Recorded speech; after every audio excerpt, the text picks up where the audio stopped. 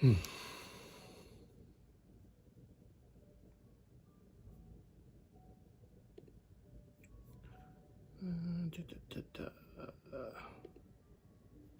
Let's see my channel and go to my live stream and go to edit video. Oh, did I not put the question mark? Guess I'm gonna have to fix that. Getting everything set up. Just a moment, guys. Oh, I think I know what happened. Question mark. There we go. Ooh, I didn't spell villain correctly. Let me spell that right. There we go. Click fix that.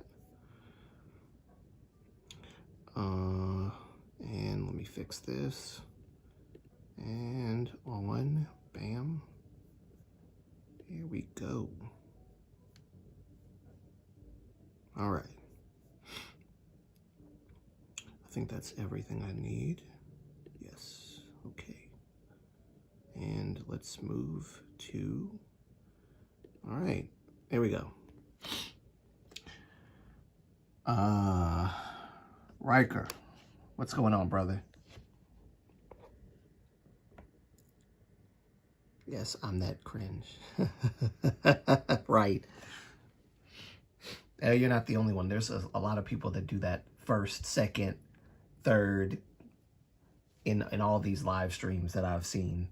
They do that a lot. I don't know why. I'm not sure the point, but they do that a lot.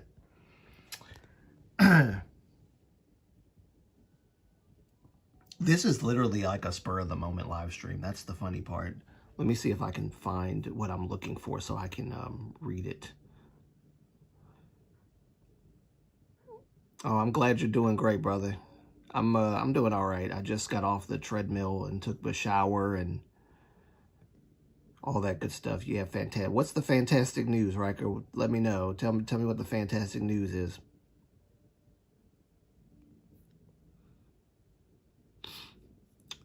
What's this? I have. Hey, that's what I'm talking about, brother. Yes, sir. Congratulations, brother. You put a ring on it. Come on now. Come on now.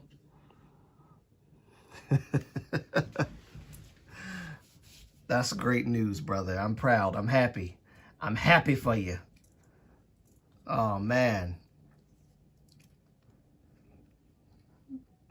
Yes, sir. Congrats. Congrats. Hey, well, the good news is you didn't have to get on one knee for that. If you know what I mean. That's amazing, man.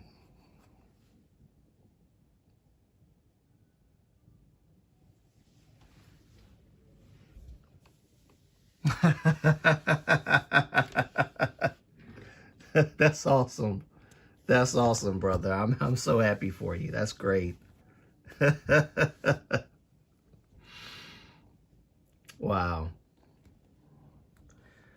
That is very exciting news. I had a feeling that was what the news was going to be when you said you had something to say. I had a feeling. That's what it was. So I'm waiting for more people to come in because I do want to talk about this.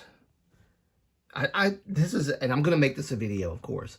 This is a genuine question I have because, you know, everybody knows that Bong Shi-hyuk is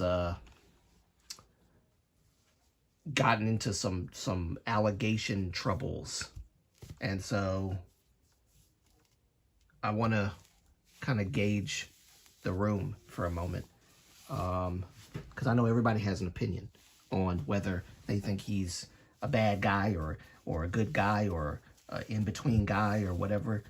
As many of you probably know, in HYBE, got an award, and they basically were, thanking Bong Shi-hyuk, and one of the members had said that, well, thanked Bong Shi-hyuk for not viewing them as products.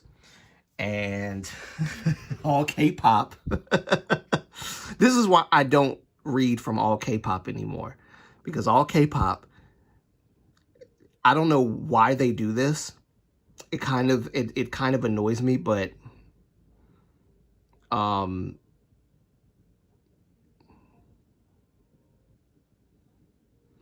I haven't looked into if there is credible evidence for the allegations.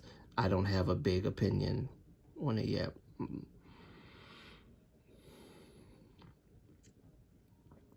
I haven't looked that deeply into it, but I don't think that it's true. That just my general opinion right now, I don't think that this stuff is true. And the reason why is because people have literally been holding some kind of weird grudge against HYBE for years. I don't know if it's because it's super successful, or people are jealous, or I don't know. But I feel like people have, not every K-pop fan, but there are people that really just don't like HYBE. And they hate on HYBE despite Bong Shi-hyuk. And I'm not sure what the problem is. He's very successful. He's done a lot of great things. I've heard things, but I don't know what the truth is concerning them, which is why I don't really pay those things mind that much, because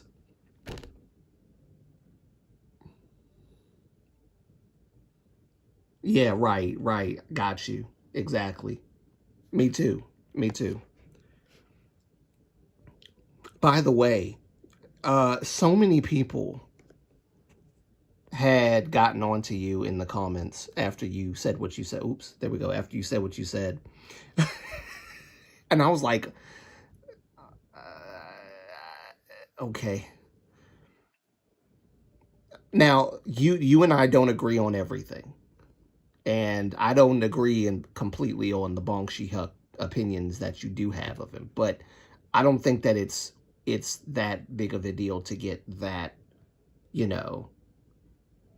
oh, you want to know what it was about. Let me see if I can find, give me one sec while I look for, the video in question. Because so many people, well, not so many people, but let me just find it real quick. Yeah, there were people that were like contesting left and right what you were saying. Wow, why did this show up? Oh, I looked so great back then. What happened to me? Was it, what was it? Was it New Jeans Back at a Door? Was it this one? I'm not sure which one it was. I made like 3 New Jeans videos. Hold on, give me one sec. I have to rummage through the comments real quick so I can find it. Yeah, it's this one. Let me see. There was like 14 comments. There's like 14 comments. Wow, there's a lot of comments. My God. Let me see. What was the comment that really sparked it? Imagine having to make people defend Bong Shi-hyuk of all people. LMO. And then somebody had replied, "What the F?" I'm not gonna wait, what the F? Bong Shi-hyuk is a big old teddy bear. Imagine maligning a person you don't even know.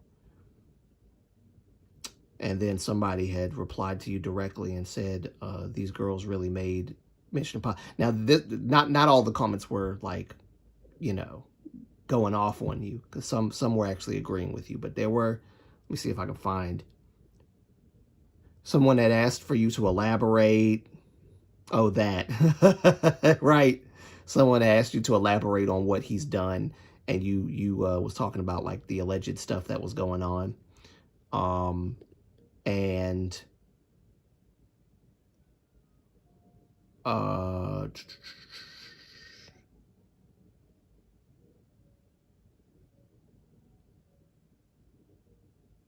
let me see, where is it?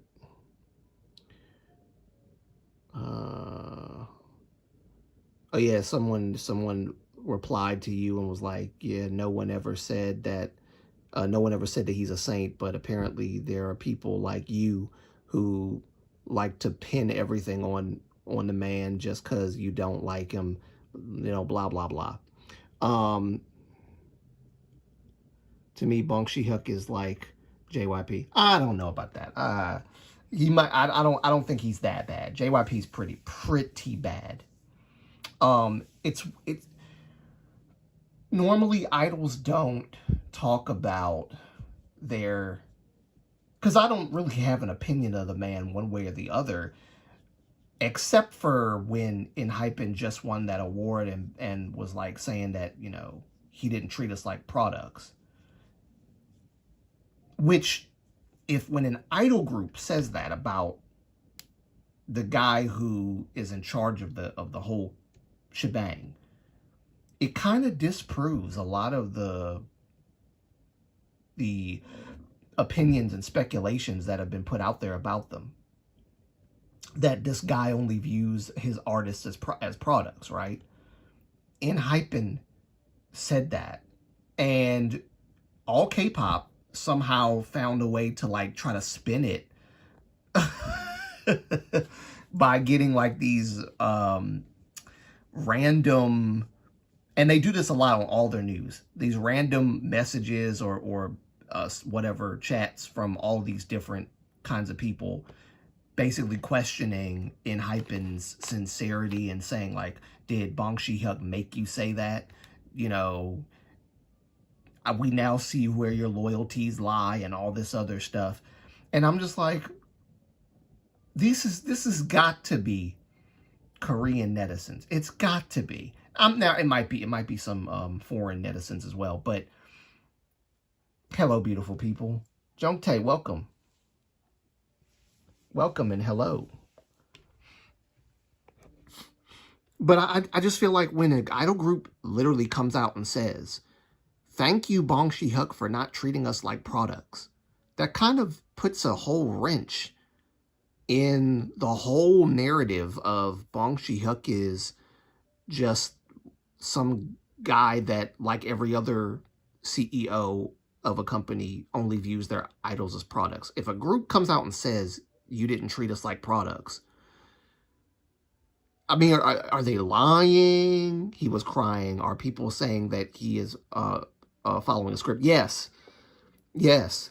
The tears, who people were like, and all K-pop. Let me see if I can find it. I'm supposed to be looking for it. Hold on, guys. All K-pop.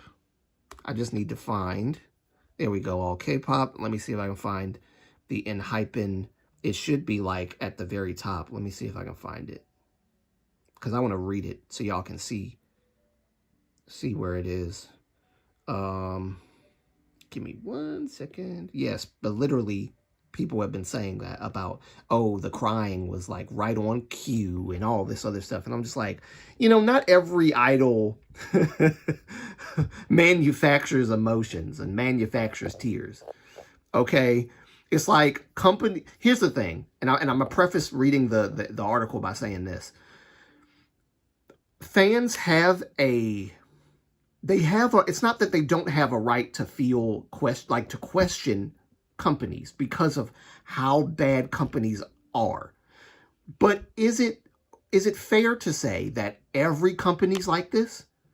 We finally get a company that might actually be a better company than all the companies we've ever seen. But there has to be something bad. And this is not even me trying to like be like in defense of HYBE.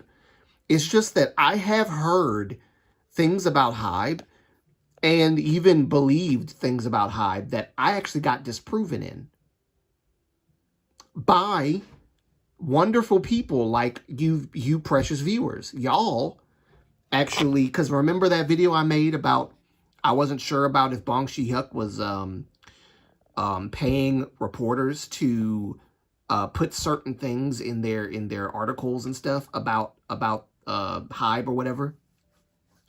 You know, they paid for their hotels, paid for their plane tickets, did all this stuff. And I come to find out from the viewers, because I don't know much about that stuff, I assumed it was media play. And the viewers were like, no, this is something that companies do all the time. Like, not even just K-pop companies, but like regular companies, like organizations, companies, corporations, they do that. That's normal. That's not media play. And also from a factual standpoint, a lot of the viewers were telling me this is something that happened before the whole audit stuff. This has nothing to do with Min Jin and all that stuff. So the whole Min Jin accusing HYBE of media play just like she did, that didn't have any relevance to what Bong Shi-hyuk was doing that I was reporting on. So I got disproven respectfully and in love by my viewers. So I'm grateful that they did that, because that's the media play that I thought was actually legit. But because I'm ignorant and I don't know much about how companies do what they do, I assumed it was media play, and it actually wasn't. It's just everyday corp.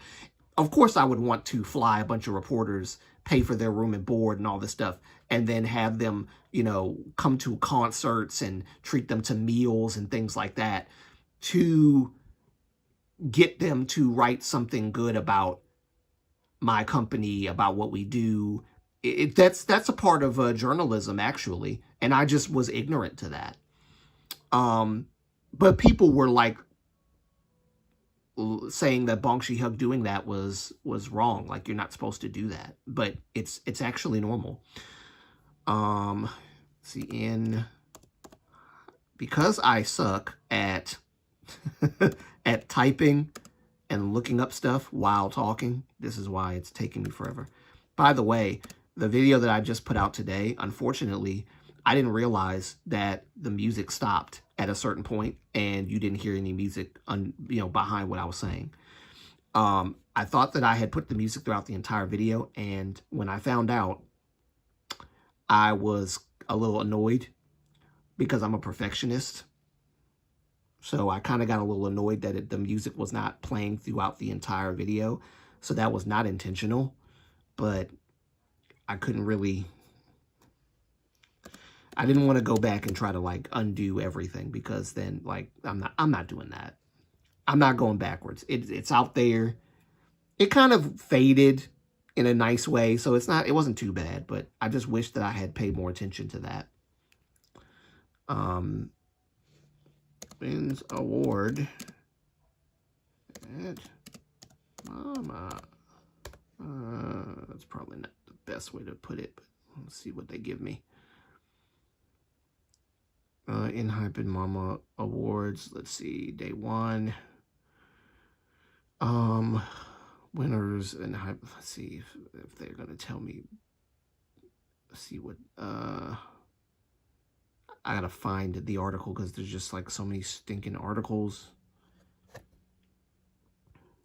Just because they cry on cue doesn't mean everybody does. Yes, right, yeah, exactly.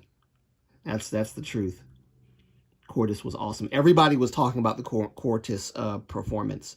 Everybody. And I think I'm gonna do like an introduction to Cortis video. Just to kind of like get people, and including myself, interested, because I have been trying to balance getting to know other groups and music with, doing my content, and it's just very difficult because I feel like I'm juggling so many different things that I'm trying to do. Like this year, I didn't even get to what I was trying to get to, which was doing a essay on Tiger JK, Sulta G and Boys and all that stuff. And somebody was really excited at the beginning of the year when I said I was going to do that this year. And I feel like I kind of let some people down, and I, including myself. I have to do better. It's just hard to plan everything when I've, my older brother was like, hey, when are you going to do that K-pop Demon Hunters review? And I want to do it. There's so many things I want to do. So I'm just trying to figure out how to manage these things in a way that's, productive. Let's see. K-Netizens react to HYBE's Mama Awards acceptance speech. Yep, this is it right here. This is it right here. Yep.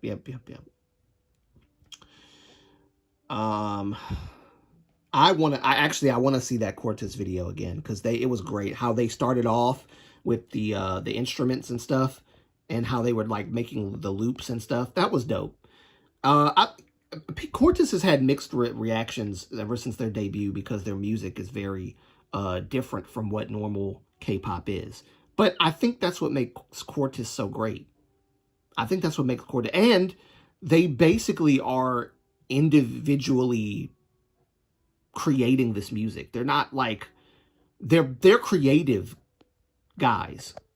That's the beautiful thing.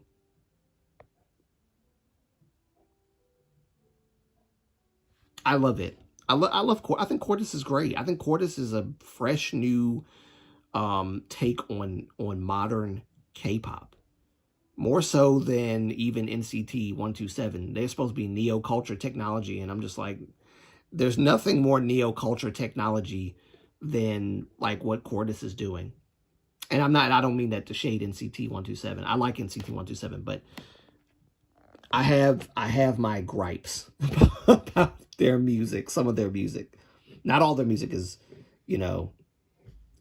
but some of it I can't get with it all the way. All right, let me see if I can I don't have my glasses on. That's a problem. So I'm going to have to try to read this as best I can without glasses. Let me just let me go back up. There we go. All right. So I'm going to read this article for you guys, and then I am going to talk about something after I'm done with all this. I did make a live stream, a last live stream, but I privated it for a good reason, and I'll just go a little bit over that. So you guys, if you were wondering why I haven't done a live stream in a long time, that's not entirely true. I did do one, but I privated it for a reason. So I'll get into that in a little bit.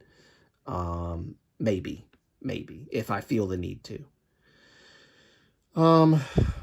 Okay, my explanation will be long, explaining my opinion that half agrees and half doesn't.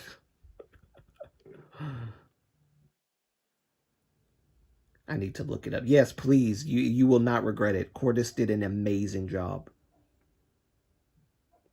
And the intro to Cortez, yes, the intro to Cortez, wait, let me see.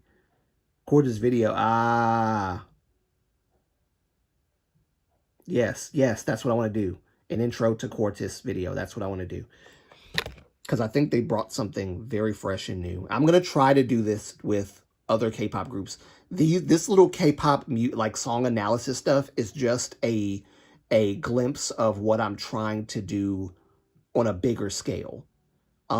These music reviews are just a small scale of what I want to do big scale, which is an introduction to a group, like in its totality, which might be a longer video.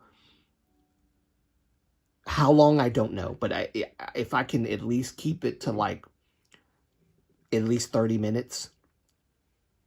30 minutes is pretty long. And I'm not too hip on these long videos, because my computer does not know how to manage long videos very well. But I think I can do it. I agree with that. It's dumb to accuse HYBE of doing media play. Like, I believe they might actually like him, but many JYP artists have praised JYP as a person, but that doesn't make him not shady. Basically, I think idols can like the CEO of a company, and at the same time, they can be shady at times.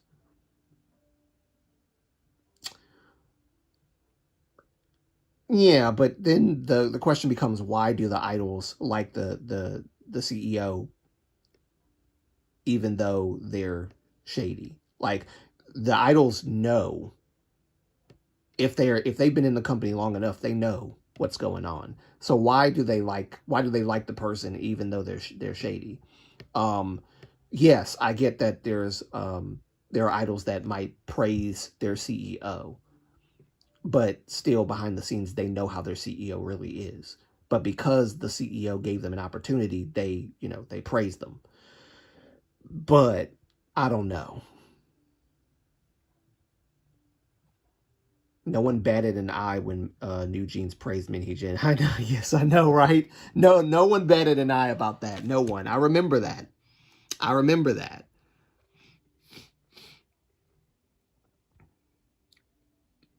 Because I'm a believer in what is done in the dark will be brought to the light. If Bong Shi-hyuk is hiding something, it will eventually come out. People have been trying to make things stick with Bong Shi-hyuk, and they haven't stuck. So what is he hiding, and how well is he possibly hiding it, that he's better at hiding these deep, dark secrets, better than SM, better than Lee Soo-man, the godfather of K-pop? Like, how is Bong Shi-hyuk this tyrant of a person, or this shady of a person, more shady than, or you say that he's, you know, about as bad as JYP, but I don't know. I think JYP is, his shadiness shows. That's why people believe he's shady, because his shadiness shows. Bong Shi-hyuk's shadiness hasn't really shown. If Bong Shi-hyuk has done something, it would have already been uncovered. Yes, he's been, I mean, he's been a CEO of, forget about HYBE, Big Hit. He's been the captain of that ship for years. Nobody's bad. Nobody said anything about Bong Shi-hyuk back then, at least not that I know of. Well, that's not true, because people were like, well, he only has one K-pop group. He must be doing something weird, because how this one K-pop group that's overrated becomes so popular, like the #1 most popular Korean boy band of all time, to the point where South Korea's revenue spiked so high due to this one group. This company has one group, and they're doing all this success, all this, you know, achievements. Bong Shi-hyuk must be doing something shady. So people have actually been criticizing Bong Shi-hyuk for reasons and things that they can't prove. So that much I've known, that much I've seen.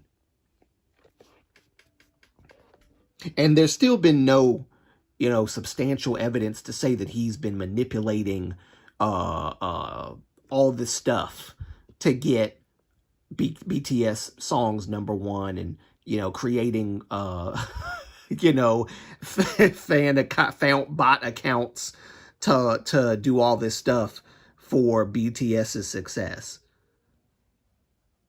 BTS got there on their own merit, got there on their own talent, got there on their own charisma, their own, with the help of Bong Shi-hyuk. And I think a lot of people just don't want to admit that or believe that. There has to be something shady, because it'd be a cold day in hell before a company is not shady in this industry. And I think that's the view that a lot of K-pop fans have, because companies have a bad reputation, because they've done very, very terrible things. I'm also going to make a video reading to you guys something that I found on, I think it was either X or, I think it was X. I think it was X. Someone wrote something that was so, it was like it hit the nail on the head. And I can't remember exactly. Let me see if I can find it in my thing real quick before I read this article. Hold on 1 second, guys, because I have it. Let me see. What's this? Is this it? I think it was it about, yes, it was about Chan, Baekhyun, and Jimin. I'm going to be talking about that as well, the whole situation there, very soon, because y'all know I love EXO, and it does not feel right that this is happening. It doesn't feel right at all. And I think the company, so I don't want to segue too much, but Baekhyun, Jimin, and Chan are not like out of EXO, but SM is keeping them out of this, the activities that they're doing right now. As I think, in my opinion, it's a way to kind of teach them a lesson and try to teach them to know their place. And I think that's it's a power move, obviously. And I don't like it. I don't like it. And I do believe that what Baekhyun and Jimin and Shin said, especially Beckin, because he's talked about the most. I believe what he said about what SM was doing about their payments is true. I believe it. They withhold information. SM had put out a statement saying, no, we've always been transparent about the payments and all that stuff. We've given them, you know, documents and stuff. We've let them see that, but we just don't let them make copies of those documents because we don't want them to giving it or distribute it to third parties, right? Then of course, remember SM did accuse these, like, some company, and I can't remember what company it was, accused the company of trying to steal the EXO members from SM, try to make them break their contract and steal them. Okay, so you just keep that in mind. None of that stuff was true, by the way. None of that stuff was true, but anyway, I don't like what's happening with what's going on there with EXO. I just can't listen to EXO. I can't. If y'all are gonna take Chen and Baekhyun and Jimin off, it just doesn't make sense. Oh, we're gonna bring Lay. Yeah, but you feel like you have to bring Lay, though. I feel like Lay's only being brought in because they have to bring him in because they basically said no to, you know, CBX. And in anyway, like, SM has underutilized Lay from the start. Lay is actually a good vocalist. Like, in my opinion, and this is no shade to Luhan, because I love Luhan as a vocalist. Lay, to me, was a better vocalist than Luhan was. Lay has a really good voice, and it's improved over time, like, even more. They underutilized him. And it's a shame. It's a shame. They could have done so much with Lay, but it is what it is. Anyway, let me get on. Let me see if I can find. No, that was the article. Okay. Yeah, well, it's not, this is not an article what I'm pointing at, but I'm about to read the actual article for you all. Especially oh wait. Poor EXO. I know, poor EXO. I'm so not happy about what's happening. This is obvious reasons why I don't like SM. Obvious reasons why I think SM is trash. I can't say that about HYBE because HYBE is not that bad. JYP, they're pretty trash too. Not gonna lie. Okay, but I don't see that. I don't see the stuff about, like, HYBE being as trashy as SM. SM, they're openly like this. They're openly like this. Personally, although Bong isn't my cup of tea, personally. Oh, no, I read that right. Personally, although Bong isn't my cup of tea, however, for all of the cases brought up against him once this Minheejin issue, there is no valid evidence for it. Of course, he is a human being, but we need evidence. Yeah, exactly. All this stuff is speculative until evidence comes forth. Granted, that's assuming there's evidence to be brought forth. You know. And which I don't think there is. I think this is just another way to smear Bong Shi-hyuk's reputation. And it kind of plays to Minheejin, which she's not doing very well. Her little trials and stuff that she's having. And I don't know if you guys have been keeping up with it, but she's not doing very well. She's not doing very well in like with her explanations of stuff. She's basically putting the blame on everybody else except for her. She's passing herself off in court as ignorant, or I was kind of led into this. I didn't start it. It happened to me first, and then so things just kind of trickled down in a way that I didn't have as much power or control, and I asked for this and I asked for that, and they wouldn't do it, and so, you know, one thing led to another, and this is not my fault. It's basically what she's saying. This is not my fault. All this stuff is not my fault. And the lawyers are like asking her, are you really telling me that you like, so you guys know like the what was it, the assistant CEO or the co-CEO whatever of Adore at the time was like saying really really crazy stuff along with Min Hee Jin, and the lawyer was like, are you telling me that he was saying all this stuff like without any encouragement or anything like that, like this is just all him?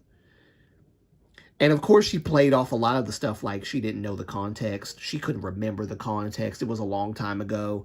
We've seen this kind of thing with Min Hee Jin before, where she claims she doesn't remember things.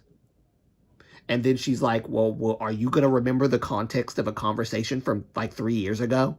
I don't think so. I don't think so. Or 4 years ago. I'm pretty sure she remembers the context. She's playing as if she's stupid, but she's not. She knows the context. Everything she said, including calling the girls fat pigs, she knows the context. But the only time that she remembers context, or that she tries to give context, is when she's backed into a corner. Now she has to create context around something that makes her look better. Right? Because it's context that you don't find within the conversation. So she has to create the context that kind of suits her, that makes her look good, and, you know, makes her look like the innocent person or the victim in this whole situation. Anyway, let me I don't know how I drifted there. I don't know how I drifted there. But anyway, let me read this article really quickly so y'all can see what I'm talking about. So K-netizens react to HYBE's Mama Awards acceptance speech. Bong Shi-hyuk, what is it? Bong Shi-hyuk, PD Neem, this is a quote. Bong Shi-hyuk, PD Neem, thank you for not treating us like products. That is what one of the members said. That's the title of the article. Mind you guys, I might be messing up and tripping up on words while I'm reading this because I don't have my glasses on, so I apologize. And I don't know where I put my glasses either. But I'm going to try my best to read this as best as I can.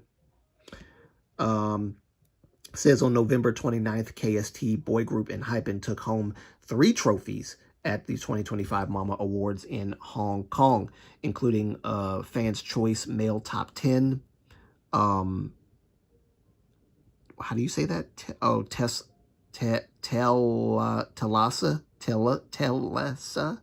I don't even know if I'm saying that right. Telesa. Telasa. Favorite global artist and Fans Choice of the Year grand prize. Wow, they won big. It says significantly, the boy group earned their first grand prize recognition since debut through Fans Choice of the Year, making for the perfect 5th anniversary gift for the members as well as their fans. Upon being called as the winners of the Fans Choice of the Year award, several HYBE members showed tears, including leader Jungwon. While delivering his teary acceptance speech, Jungwon said, quote, engines, and apparently he yelled it out, engines, thank you so much. It says, I just cannot put into words how grateful I am. We promise to show you our best sides so that you will feel proud when you call yourself engines, end quote. He then added another quote by Jungwon, quote, and to our Bong Shi-hyuk PD Neem and Taeho Neem, I think I said that right, Taeho Neem, CEO of B-Lift Lab, you never considered us a kind of product. These are his words. You never looked at us through a purely commercial gaze. You treated each and every member with respect as human beings, and you guided us towards various paths sorry, towards virtuous paths. I think I said that right. Virtuous paths, so that we could become good people. Thank you. And he's saying this while they're, emotional and tearing up and things like that. Now, here's the part that kind of gets on my last ever-loving nerves, and I'm going to read it for you. This is if you want to call them fan response, this is that. While many Korean netizens, this is Korean netizens. While many Korean netizens congratulated HYBE on their major win, some found the group's shout out towards Bong Si-hyuk somewhat, quote, unfitting. Notably, Bong Si-hyuk is currently under police investigation for allegations of profiting through unfair and manipulative stock trading practices. In response to HYBE's acceptance speech, some netizens said, and here goes the quotes, quote, "So who told you to say that, Jung Hwan? There we go. I think I said that right. So who told you to say that, Jung Hwan?" These are responses from crazy netizens. Here's another one. "I see. So that's the kind of image that Bong Si-hyuk wants to fabricate for himself." Another quote, "Guess these boys are showing who their loyalties, or where their loyalties lie." It's so obvious HYBE is trying to use everything that's happening recently to dramatically change its image as a humanitarian company. LOL. I'm sorry, boys, but he doesn't even recognize people's faces. He is the one person who will always see you as nothing but a money-making product. Wow, they raised these boys well. They know, my God, they know how to suck a, these are what these people are saying. Isn't that wild? Here's another one. So if what he's saying is scripted and written by someone else, did they tell him to cry too? Here's another one. So who's going to tell him the truth? That when Bong Si-hyuk looks at him, he literally sees a product that generates profit. Here's another one. All he had to do was say, "Bong Si-hyuk PD Neem, thank you." But nope, he had to go and add all those unnecessary words.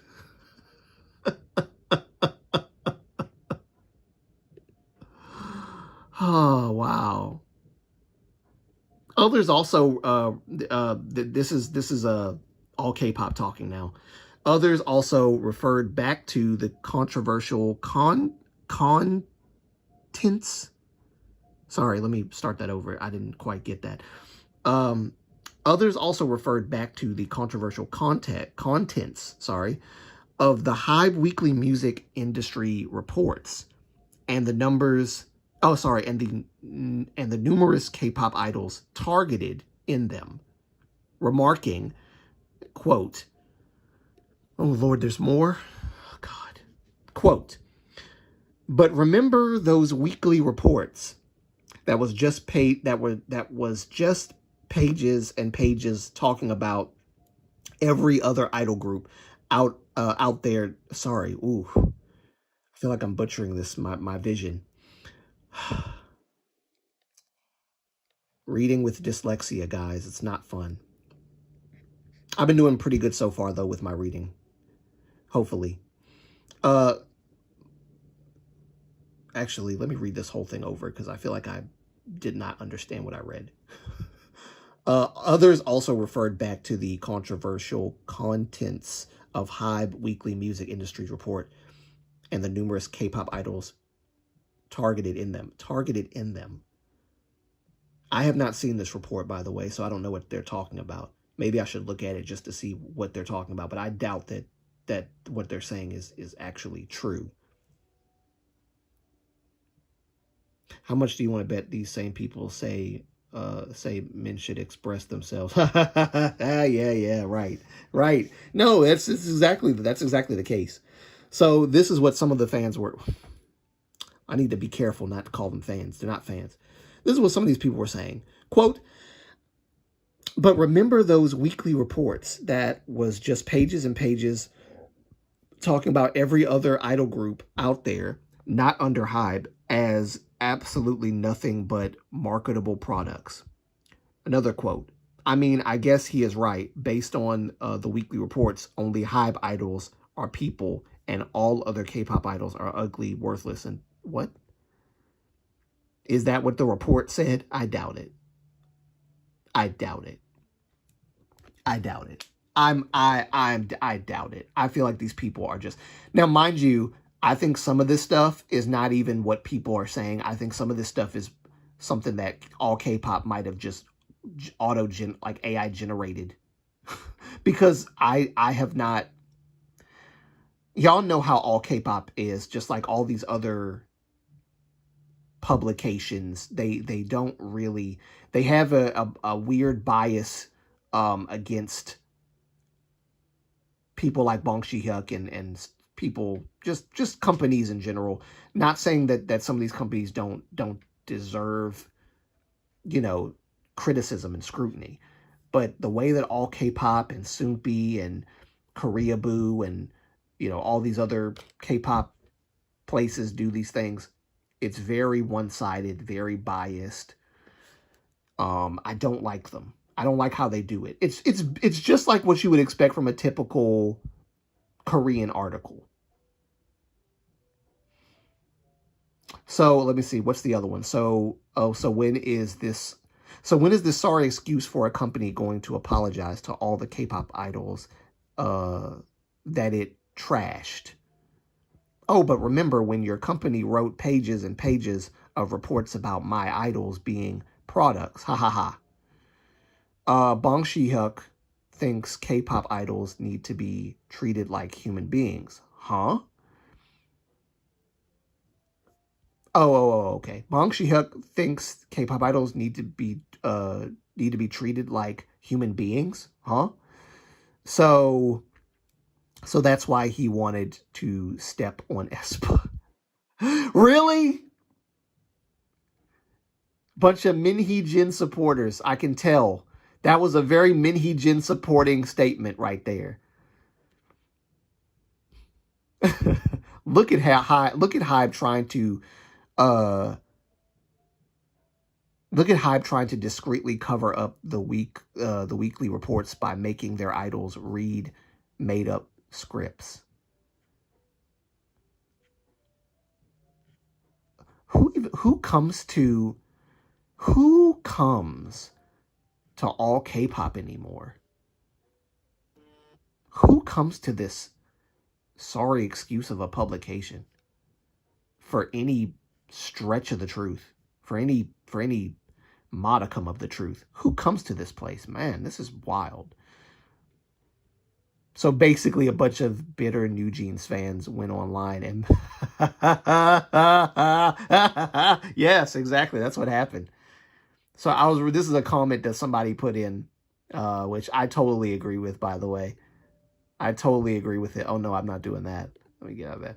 I totally agree with that. That is such a good comment. That is such a good comment. Good observation. So basically a bunch of bitter New Jeans fans went online and bit about ENHYPEN's acceptance speech. Got it. Yeah, that's what happened.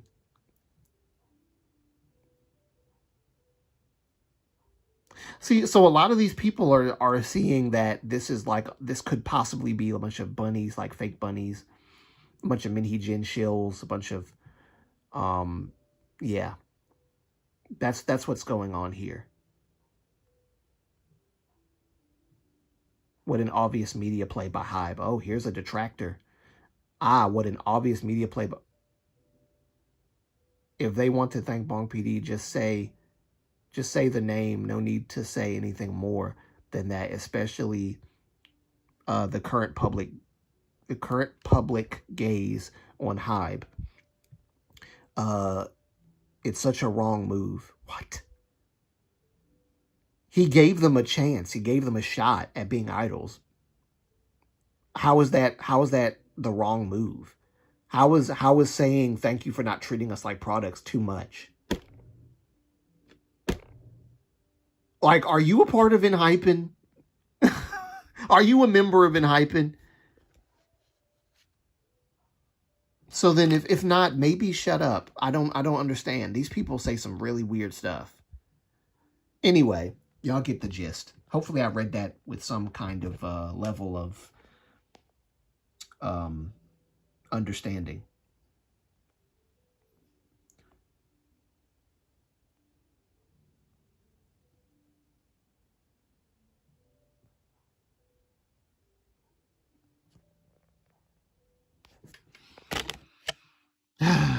That's just wild. All right. Any fandom from HYBE, including former New Jeans.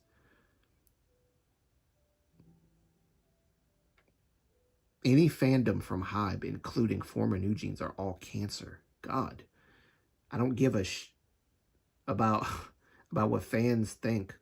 They can go cry on TikTok and main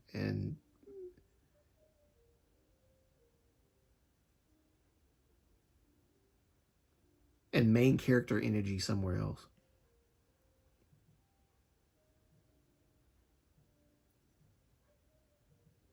A U.S.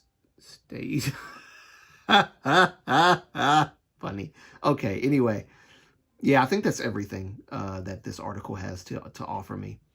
Of course, they have the video as well of them winning the award and everything and crying and everything. I don't think Bong Shi-hyuk is this villain or this bad person. I don't even think he's that shady. Unless I see it, I will not believe he's shady. I have to see it. SM has made themselves very known as shady. Again, and let me just slightly read over this laundry list of incidents, right? HOT. They chose to disband because they didn't reach a contract agreement with SM Entertainment. Okay, that the HOT. Then there was SES. There was Shinhwa. There was TVXQ, right? The JYJ incident with TVXQ. FX. I mean, FX was a big issue. That was a big issue. They treated FX so bad. You don't hear much about their music because they only came out with how many albums? It wasn't a lot. And then they did not use FX for years. They just let them live out the rest of their contracts in obscurity and no music. No music. Four Walls was their last album. And that was it. And then there's the members of SNSD, and there's just so many. Taemin, and how Taemin and Onu got treated because they were signed to a different label for their solo activities. They were excluded from the SM Palace thing, I think. I think, who else? There was a couple other people that were excluded as well because of petty stuff. SM does stuff that's very shady. Everybody knows. It's not something you have to guess at or try to find it or try to dig, and you don't have to look very far. They have a track record. YG, they have a track record. JYP, I would argue, even has a track record. HYBE, I don't really see much of a track record here. I don't see much of a track record here. And a lot of what people have been saying hasn't really been verified. So people are just saying, oh, but they're doing this and they're doing that. And if you ask for proof, they can't really give you proof. Antarctica. Yeah, right. Sure. Antarctica. I still don't buy that whole Hani being in Antarctica thing. I don't. I don't buy it. Antarctica? What are you doing in Antarctica? Sure. Yeah, right. I didn't talk about that on my video, by the way. I should have. I should have brought that up just for, laughs. Because I just think that's funny. Antarctica, of all places. Yeah, we can't come back right away because, Hani's, she's, in Antarctica, going to the Antarctic administration to cry to them since her tears didn't work in the National Assembly. She's going to cry to the Antarctic administration, which is a bunch of penguins. Let me see. Where's my live stream? Let me just go back to... Oh, I didn't know this thing was playing. Whoopsie. Go back to my live stream really quickly. There we go. She's teaching the penguins how to send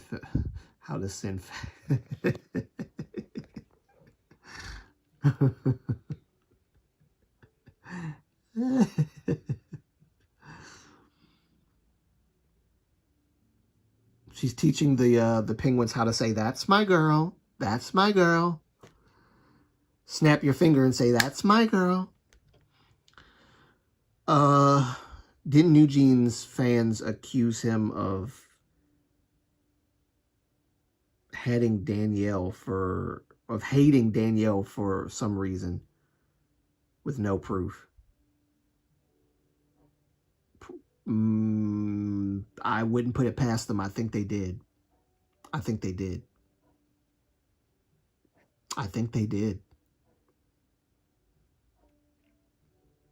But yeah, I don't think that Bong Shi-huk is this wicked witch of the where is it? East wicked witch of the East. All right, I don't think he's like Oogie Boogie or anything. I don't think he's this big boogie monster of K-pop like Min Hee Jin and so many other bunnies want us to believe. I don't think he's that. Shady, I don't see him doing anything shady. He's been accused of yelling at staff. I wonder what those conversations entailed. I wonder if the staff weren't doing right. Because, good bosses do yell sometimes at their staff. Doesn't make them evil. Maybe they were doing something wrong and he was like, he got mad about it. We don't know the context of why he yelled at these people. We just know that maybe he yelled at some staff members. And it's alleged that he even did it. Because we weren't present. I don't know.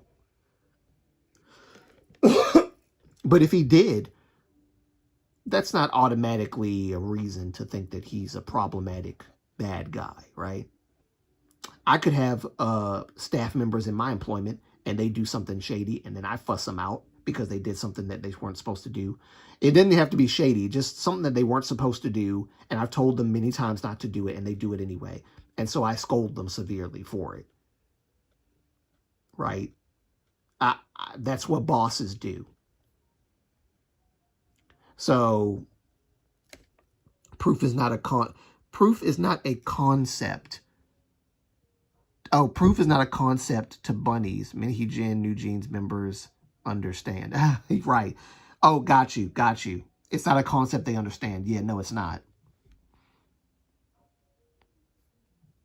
They use the trust me bro arguments. Yes. That's basically what it is. And they use they use the fact that they are, girls and she's a woman and all this stuff. They use this as a ploy, as a tactic to then say, because I'm a woman, because I have all these things going against me, you just need to trust me. Or because I'm crying, you need to trust me. But you're not playing on people's emotions can only go but so far. Because then eventually people are going to play back the session where you're crying and talking, And they're going to look and go, what are you really saying? Now I have to look past the tears. I have to look past that you're a girl. I have to look past the fact that you are accusing a company of stuff. Now I have to look at what you're saying. And if the only thing they're saying is, well, he didn't bow, he didn't greet us, I was told, somebody told somebody to ignore me, I mistreated, the dorm had bugs, right?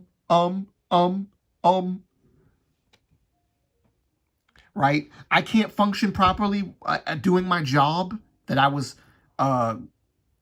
scouted for, and that I debuted as I can't do it without Min Hee Jin. I can't do it. Right. Listen to what they say, not how they act or how, like, the tears and all this stuff. Listen to what they say. And if they're leaving a lot of details out, or they're just not saying a whole lot, they're not giving a lot of in-depth context, they're just doing a whole trust me bro fallacy argument. Yeah, I'm mistreated. I can't go into the details of what the mistreatment is, but I can give you one good, clear example. I was told to be ignored. Trust me, bro, I'm mistreated. Okay, did Bong Shi-hyuk, make any kind of sexual innuendos, any passes? Did anybody on the staff make any kind of, like, very disgusting, provocative, sexual advances towards you? Any quid pro quo stuff? Did any of them physically assault you, like hit you or whatever? What happened? See. And they don't have any examples of that. They just said mistreatment. They didn't expound because there's none there. Again, all the bunnies that say that there is something there, we've had 3 years. They've had 3 years to prove that there was more. How is it that after 3 years, y'all still can't come up with any additional evidence? We have additional evidence, guys. Min Hee Jin at the, not Min Hee Jin, New Jeans at the press conference. We have additional evidence proving that there's mistreatment, and we will release it soon. Then when they get to, sorry, that was the live stream. I think they said that. Then they got to the press conference, and one of the press people asked them about the additional evidence, and they dismissed, they was like, no, it's not appropriate to bring up the additional evidence. Forget it. No, we don't need that. We don't need that. Not anymore. We don't need that. Yeah, because you don't have any. 3 years. 3 years. Omega X had proof after proof after proof after proof. Didn't take 3 years. Didn't take 3 years. KJ, she made some very bold claims about JYP USA. Very bold claims. She was very specific about what was going on. She even addressed self-harm. Some of the members were dealing with self-harm. She addressed it in that thing she put out. Y'all know. I can't get my words out. But she addressed it, didn't she? That's very specific. Very specific. It's not vague where I have to figure it out or make up something or trust me, bro. So specific were the claims KG made that if she's wrong, if she's lying, she is in trouble.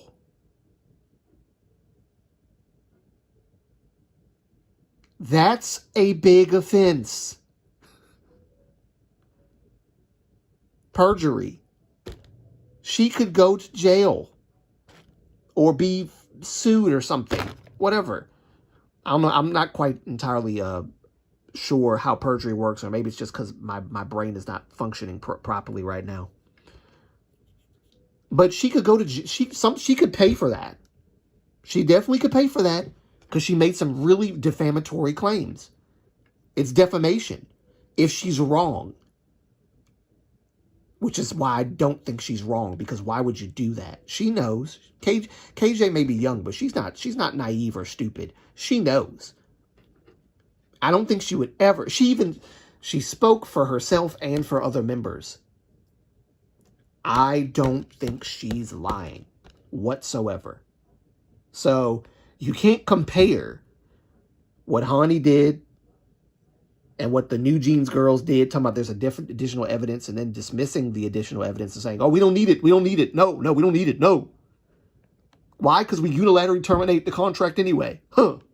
There's a difference between them doing that and then KG coming out and saying all of these things that could be defamatory and could lead to perjury if she's wrong.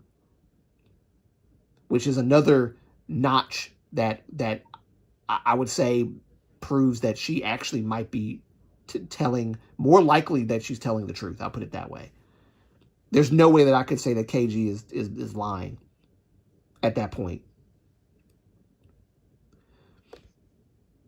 As much as I hate Hani, I think it's best to just ban her from working in Korea. What she did during the assembly was an insult to the entire Korean people. Yes, and not only that, but what the members as a whole said about Korea insulted Korea. Korea is not happy. Well, I'll put it this way: a lot of Koreans are not happy with New Jeans because of how they talked smack about Korea in interviews. So there's that to consider as well. They do not like the New Jeans girls for that. And you know how unforgiving South Koreans can be. When you step on South Korea's toes, not only will they say ouch, but their children after them and grandchildren and great-grandchildren and great-great-grandchildren will say ouch too. They know how to hold a grudge. Trust me, they know how to hold a grudge. So, you don't want to piss off the South Korean people. But I will say this. New Jeans actually deserved it. They genuinely deserved it. They deserved it. So, they shouldn't have said nothing. But yeah, in short, I don't think that Bong Shi-hyuk is this bad guy that people have been saying he is. I don't think that he's that at all. I don't. I'd have to see evidence, proof. And so far I've seen none. None. I'm also not trusting three Jeans. And you're right. No, I don't either. I feel like a door. Them coming back like this is suspicious. Now, when it comes to Haein and Hedin, I think honestly, I feel like they did not say much about anything. They did not say much about anything. And I do feel like they might have been dragged into this by Haein and even I would say probably both of their parents, the moms. I think it's mainly the moms. I don't think that the dads were okay with this, but again, I don't really know that. Bong Shi-hyuk ignored New Jeans equals a terrible person, but Min Hee-jin calls them pigs out of context. Yes, exactly. That's the logic of the bunnies. That's the logic of the bunnies. No, she's not talking about New Jeans. She's talking about the staff members. Those female staff members. That's who she's talking about. She's not talking about New Jeans. Well, she was talking about Bong Shi-hyuk. She was making fun of him, calling him a fat pig that dressed up like a schoolgirl. Well, Bong Shi-hyuk has never dressed up like a schoolgirl ever in his life. And it'd be a cold day in hell if he ever did, because he would be shamed for doing so. No one wants to see that big man dress up as a schoolgirl. And I'm not trying to be funny, but nobody wants to see that big guy dress up like a schoolgirl with a mini skirt. I'm sorry. So she's not making fun of Bong Shi-hyuk. And though whoever's people that was saying that, y'all,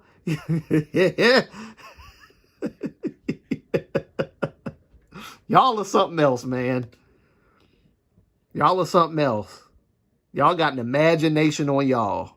I could never even picture Bong Shi-hyuk in a schoolgirl uniform.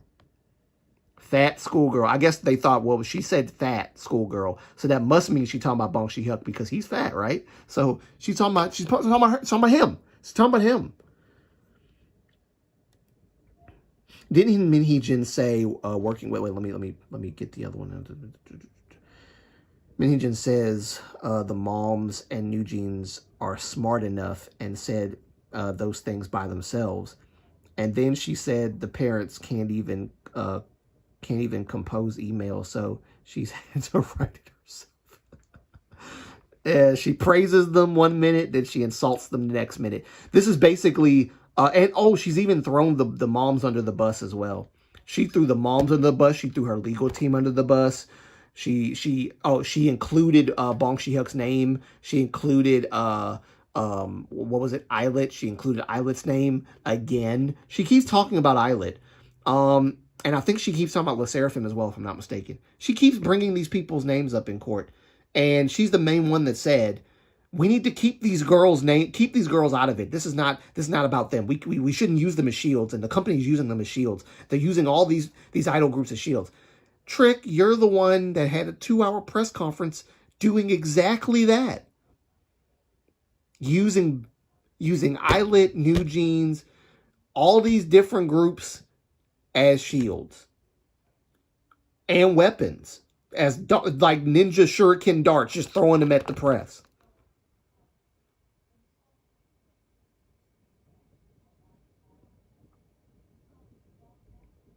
Min Hee-jin is a konoichi. She is probably one of the greatest, most deadliest female konoichis in South Korea. She just throws people's names out there to either defend herself or to attack people. She's just that great. And if you catch the shuriken, or you get hit by the shuriken, shame on you. Shame on you. Or maybe she's just that good. And she's just that convincing. Greatest konoichi ever, ladies and gentlemen. Min Hee, ha ha. LOL, the New Jeans mothers can't write emails. Was Yes, it was. She's using the narcissist playbook. Min Hee-jin had a contract.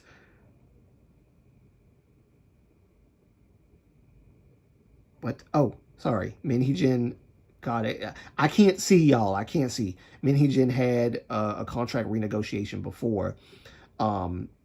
It's when she claimed that her lawyer wrote that put option increase of 30%, and now she's saying she's got a slave contract, but her lawyer didn't mention it before. Yeah, I know.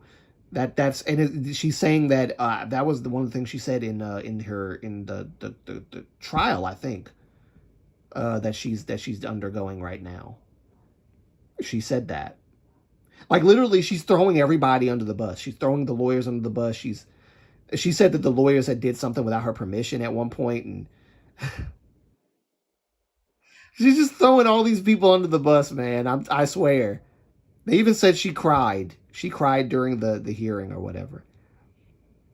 Oh God, look at what they're doing to me. I'm a victim. I'm a victim. Also, using Islet and Le Seraphim, both girl groups, and no boy groups, is not very feminist of her.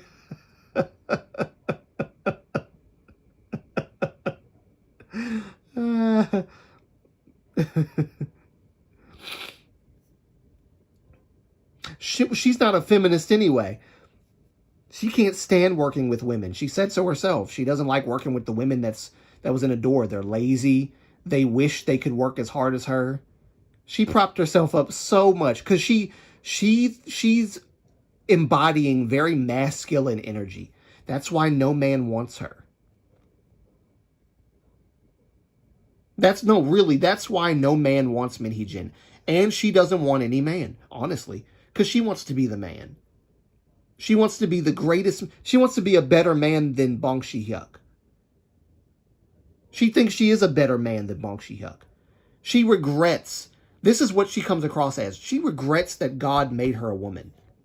She wishes that God made her a man because then life would be somehow easier for her. People would take her seriously if she was a man. And all this other stuff. So she has to work twice as hard in order to be taken seriously. She's not a feminist. She doesn't care about women empowerment at all. She wants to be a man. She wishes she was a guy. Although the way that she, cusses like a sailor, the way that she behaves, she thinks she's exhibiting masculine energy, dominant energy. All she's doing is whining and moaning and anyway, yeah. She's just complaining. She's complaining like a woman, like what she is. She's doing it in a very feminine way, but she claims she's such a man. She's such a man. I know, yet she pretends to be a feminist. Yeah, she pretends to be. She's not.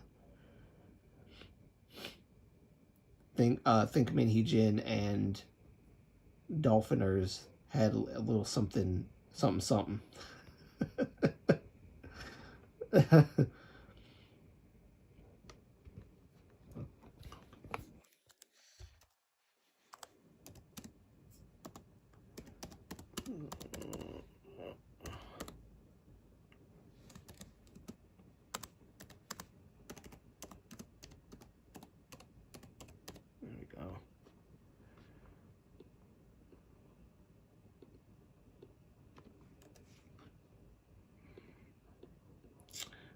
But Moonlight, you didn't understand. But Moonlight, you don't understand. She made one feminist empowerment song 10 years ago, so her actions that contradict that don't matter, according to online feminists. Well, wait, what was the 10 years ago feminist song? I would love to know what that one was. Oh man. Or was that a joke? I mean, if she did make a feminist song for like a girl group 10 years ago, that would be very interesting. But she's not a feminist. That woman is far from it. Far from it. She's no feminist. She's a fake feminist. She's a fake feminist as sure as the world. She's fake. And the thing is, she's very like, I can't even call her like stupid. Minhee Jin is very intelligent. And I don't mean that to be funny. She's very intelligent. There's no way or reason why she has to act like she's so downtrodden and beat down. She sabotaged single-handedly her career and the girl's career with her own brain. She did that. She's so smart. Minhee Jin is a clever woman. She sabotaged her career and New Jeans with her own mind. She is nothing to play with when it comes to brains. You could have done such good, but you had to do this. You had to do this. She thought she was smart. No, she's smart. She really is. She's a brilliant woman. Minhee Jin is a brilliant woman. She's created one of the greatest K-dramas in, God, the past 5 or 10 years. She's created an amazing K-drama. Do you know how many K-drama writers, like script writers, are going to adapt some of this whole situation into a K-drama? She's given so many people ideas. She's brilliant. She's a brilliant woman. She is not to be understated.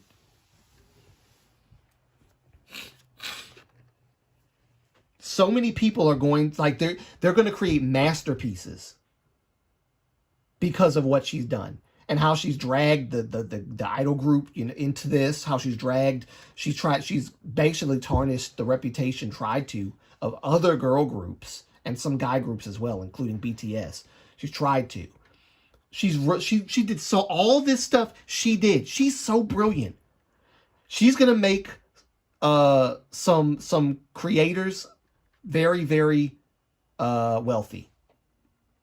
She's gonna make some people very wealthy because she just gave them ideas.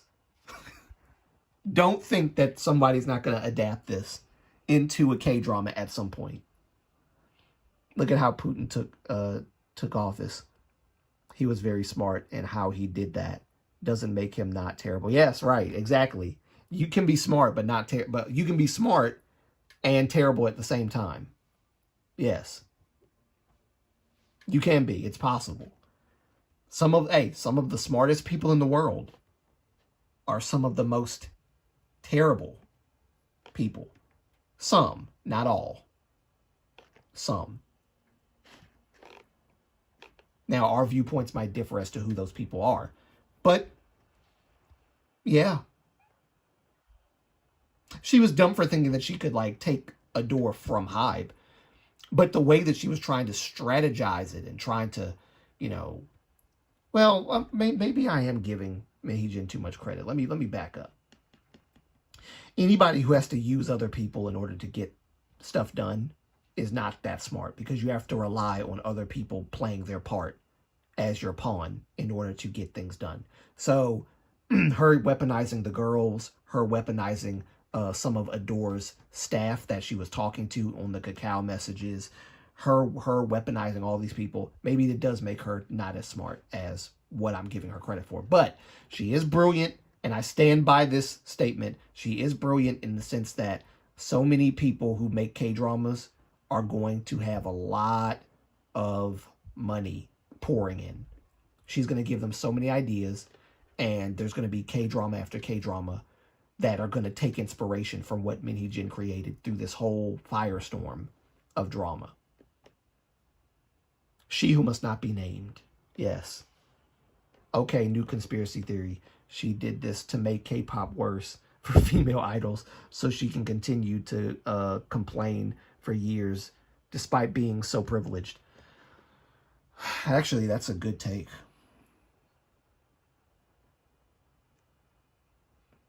That's an insult to Voldemort.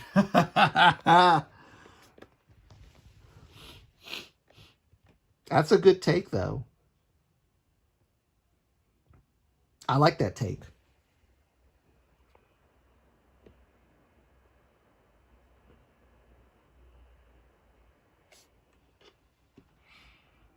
I never thought of it that way, but yeah, that makes sense. That's a good conspiracy theory. It might actually be true. It's so good. To make K-pop worse for female idols so she can have something to complain about for years and years. Yeah. Yeah.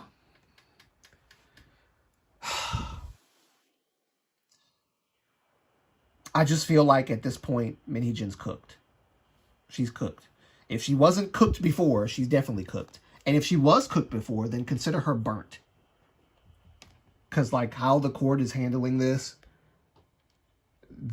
woman's burnt. She's burnt toast. Speaking of burnt toast, I'm getting hungry. I am actually getting hungry. I have no evidence for this theory, but why else would she think she could wait this? No, but even so, though, I think the conspiracy theory is so good. It makes perfect sense. All you need is logic and piecing these things together. And it makes perfect sense. And I'm not one for conspiracy theories. But I would dare say that that conspiracy theory sounds less like a conspiracy theory and more like the fact of the matter. It sounds less like a conspiracy and more of a matter of fact. Cooked like Xmas ham. Cooked like the roast beast that the Who's were going to eat in Whoville. She's so cooked, she's practically Christmas ham. I like how you think, Jungtae.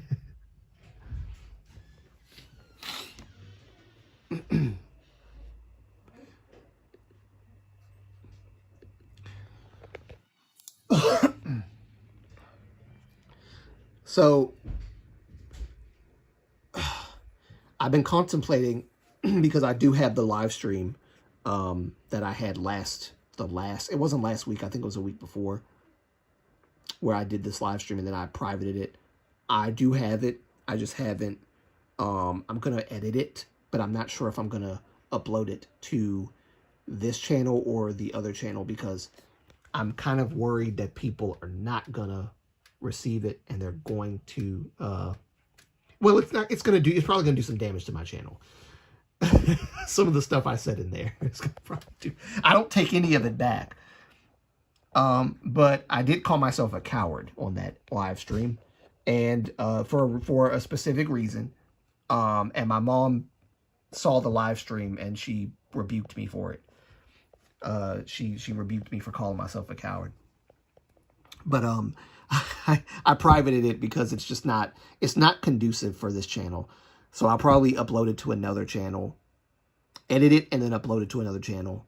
And that'll be that. Because I don't think that it's... The thing is, I might actually upload it to this channel anyway. Because... because I really do need to... I really got to talk about it. I'm going to talk about it one of these days. I will do it. And it won't be too far... it won't be too far from today that I will talk about it. I'm just going to try to be a little more tactful with it. I'm going to try. Ironic how Min Jin gets praised for things those same fans would hate Trump for. Sorry, I had to. No, but that's true though. That's very true. It's very true. If Trump did those things, you know, he'd get lambasted for it. But Min Jin does it, then it's like, oh my God, Min Jin, oh my God, she's the savior. She's the savior of K-pop. She's the best thing that ever happened.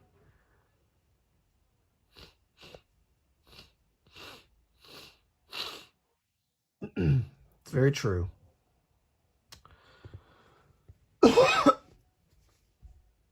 But yeah, it's funny that you brought that up. That's one of the things that is in that live stream is not me talking about Trump, but me talking about the Charlie Kirk thing. And I am going to most likely say something about that.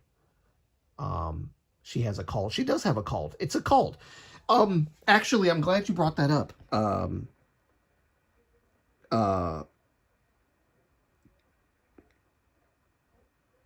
Okay, I'm just going to say Silk, because I don't know exactly how to say this name. Silk. I don't think I've ever addressed you by name, though, have I? I'm glad you brought up cult. One thing I don't want to be is a cult of personality. Meaning, the cults is called...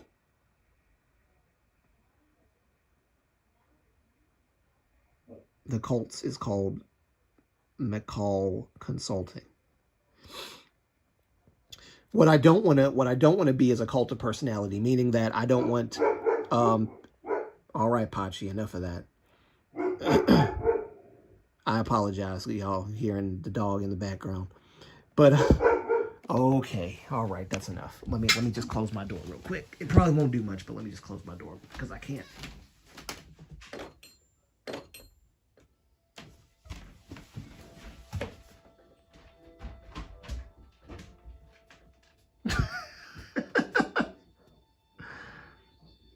You want to come up here, Pachi? You want to come up here? Come on up. Come on. Come on. Here comes Pachi, everyone. And here's Pachi. Hello, Pachi. Hey, Bubby. Hey, buddy. Hey, hey, hey. Hey, buddy. Yeah. Let me brighten this room up. It's dark. So dark. There we go. Anyway, what I don't want to be is a cult of personality, meaning that, you want to come up here and sit with me, buddy? You want to come up here? There we go. Here we go. Come sit. Good boy. Good boy. Yeah. This is good boy. Yeah. Hey, Pachi Poo. Hey, Pachi Poo. Did you miss me? Did you miss me? Mwah. Did you miss me? Oh, yeah. Oh, yeah. So, Dogly probably sensed Heejin in the air. The name Heejin, the name in Heejin is so potent that even dogs can tell who that is. So yeah, cult of personality. I don't want to be a cult of personality, meaning that, you know, I have diehard followers, like followers that hang on my every word, and I just strum up things out of thin air, create all kinds of conspiracy theories, and people are just like defending me left and right, even though I'm dead wrong. Cult of personality takes away and robs the viewers of their own individual thought. And that's something I don't like. I don't want to do that, never wanted to do that. I put out, you know, my thoughts, my opinion. If they're backed by fact, then I state it's a fact. And I do want you to believe it's a fact because it is a fact. There's a lot of lies out there, regardless of what topic you're talking about. And it's important to, you know, have your opinion, sure, but make sure that there's some ounce of fact to what you're saying. Of course, you have to show it and prove it and everything. It's not enough to just say it, say it's a fact, because then that's the whole trust me bro narrative, right? So, you know, cult of personality is the kind of personality that puts out speculations and conspiracy theories and presents them to the audience as truth. There's no other way you can look at this except that it's true and it's happening. And that's something that I've been noticing a lot with certain content creators that I'm not going to get too deep into it, but I've noticed that with certain content creators that they put out things that's not true. Even content creators that are like really, really cool that I love, there's specific things that they'll say, or should I say a specific thing that they'll talk about, and it's not true at all, but because it's the prevailing narrative and because of the social climate, the social political climate, or anything like that, those things that they say become absolute fact, even though they're not. It's the belief that if it's said enough times by various different people, then it must be true. And that's not true. That's not how truth works. Right? Truth works like this. I know what you're saying, but what did they say? And I'm not talking about edited clips, right? Content creators such as yourself have a huge responsibility. Yes, I agree. I agree. Especially when we put out stuff like information. If I'm just putting out my opinion of who's the best singer, who's the best dancer, who's this, that's not really, that's all subjective. But if I'm putting out like, you know, news pieces talking about the latest news regarding the controversy behind this idol group or that idol group or this company or that person, this person, and I'm presenting that stuff as fact when it's not even been proven, that's a lack of responsibility or mishandling of responsibility on my end. Right? And that's not something I want to do. That's not anything I want to do. And those of y'all who have been with me for a long time, I know that you were trying to bite my hand just now, and I don't like that. You disguise that yawn as you trying to bite me. I don't like that. I can't get down with that, buddy.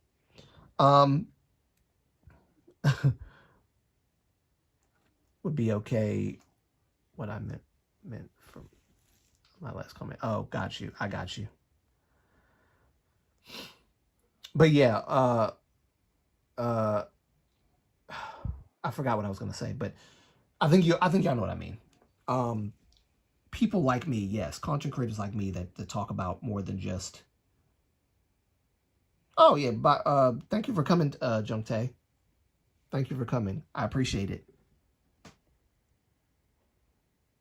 Yes, let us know the wedding dates, Riker. Yes, please.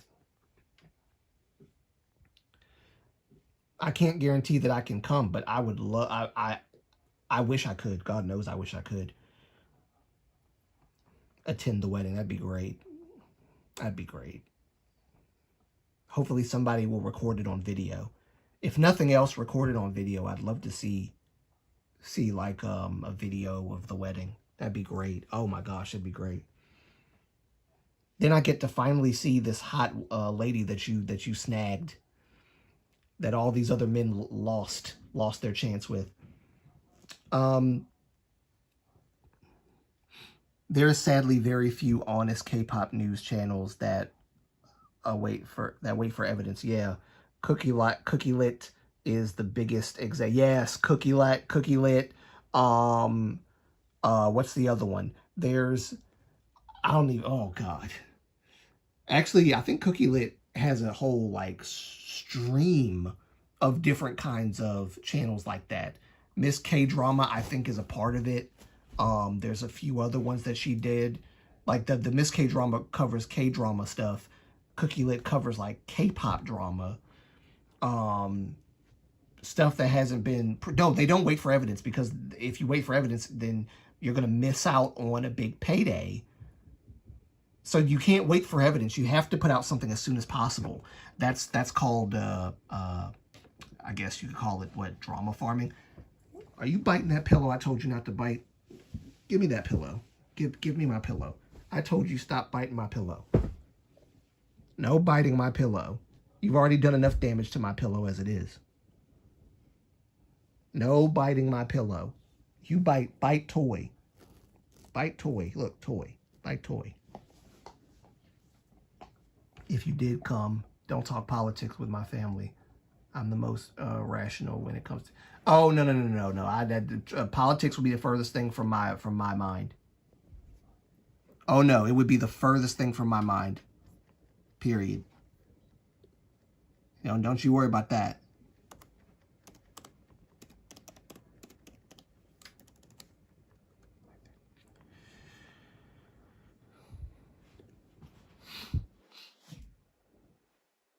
I don't do the politic talk with other people. I've already had that incident with my grandfather and my aunt.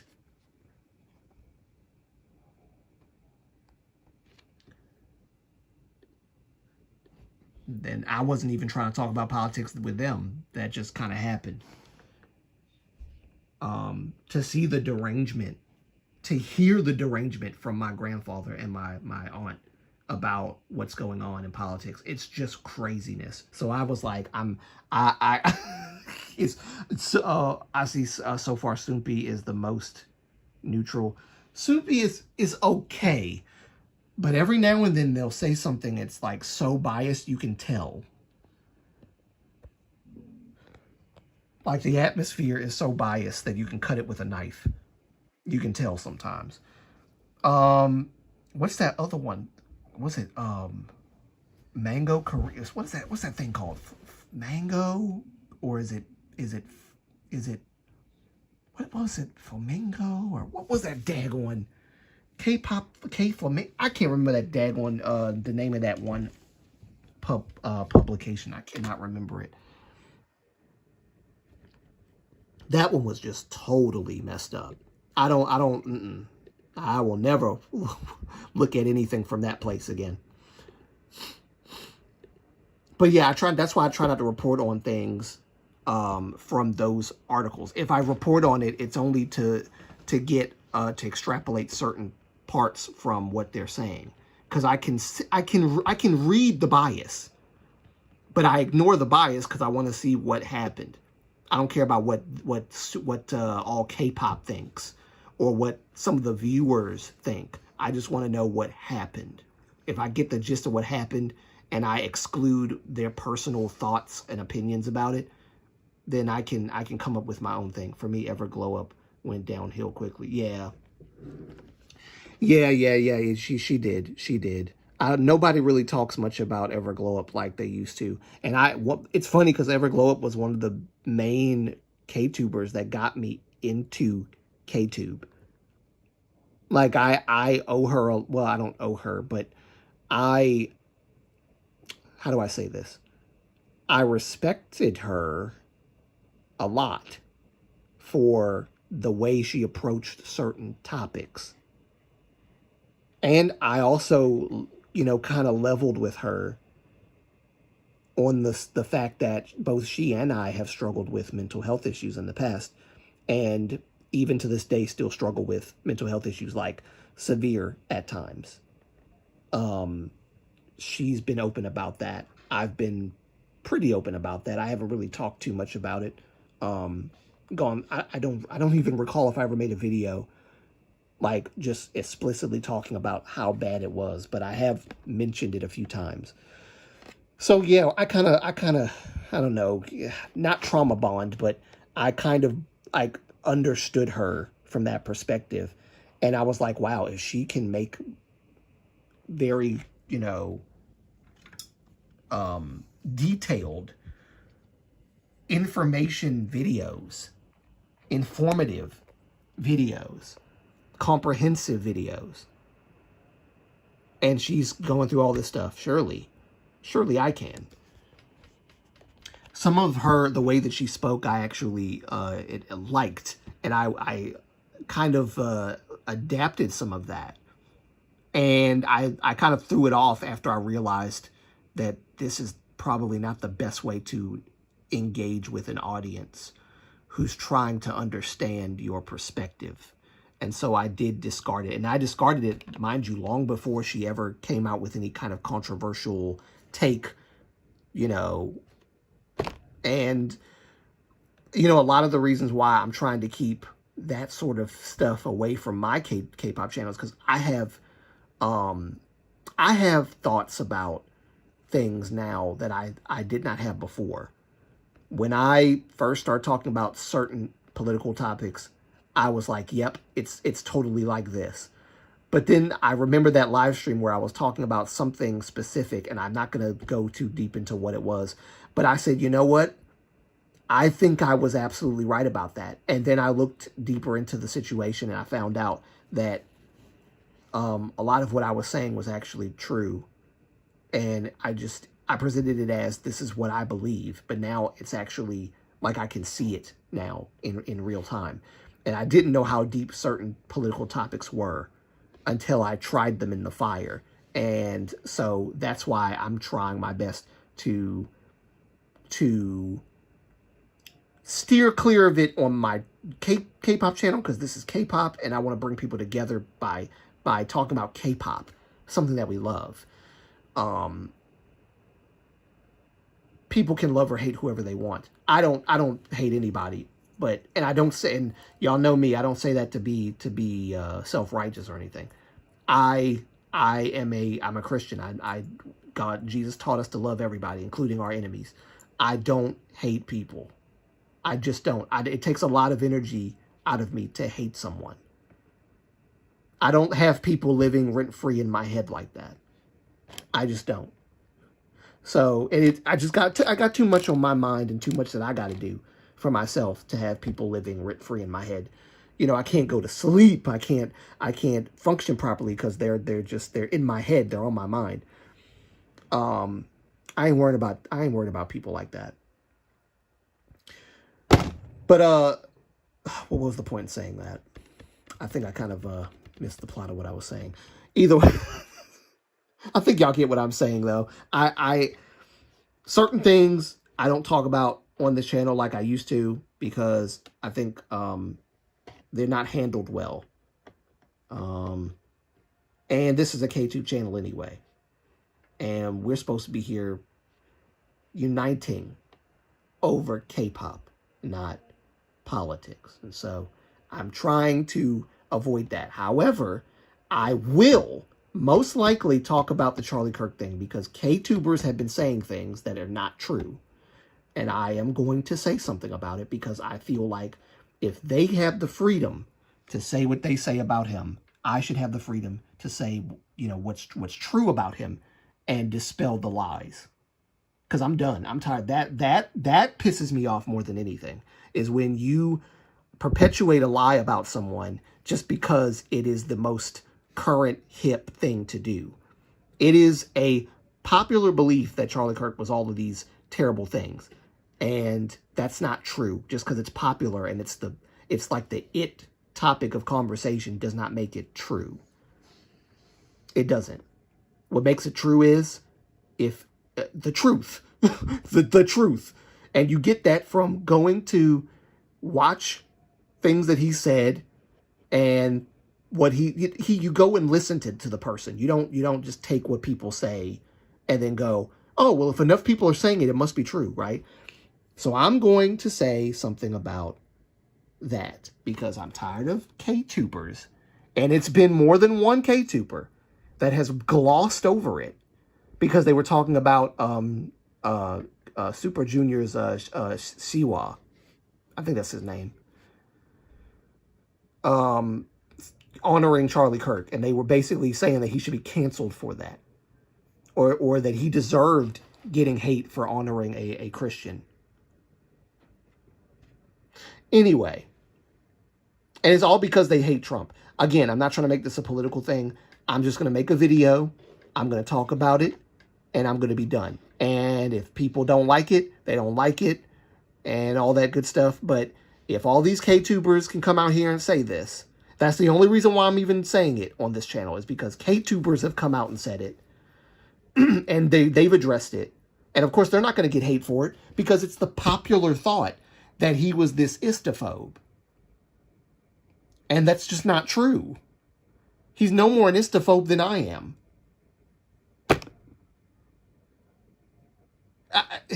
Anyway, it's okay. It's all right, because I'm gonna make a video about it, and it'll be done. Wait, K-tubers have chimed in on Kirk.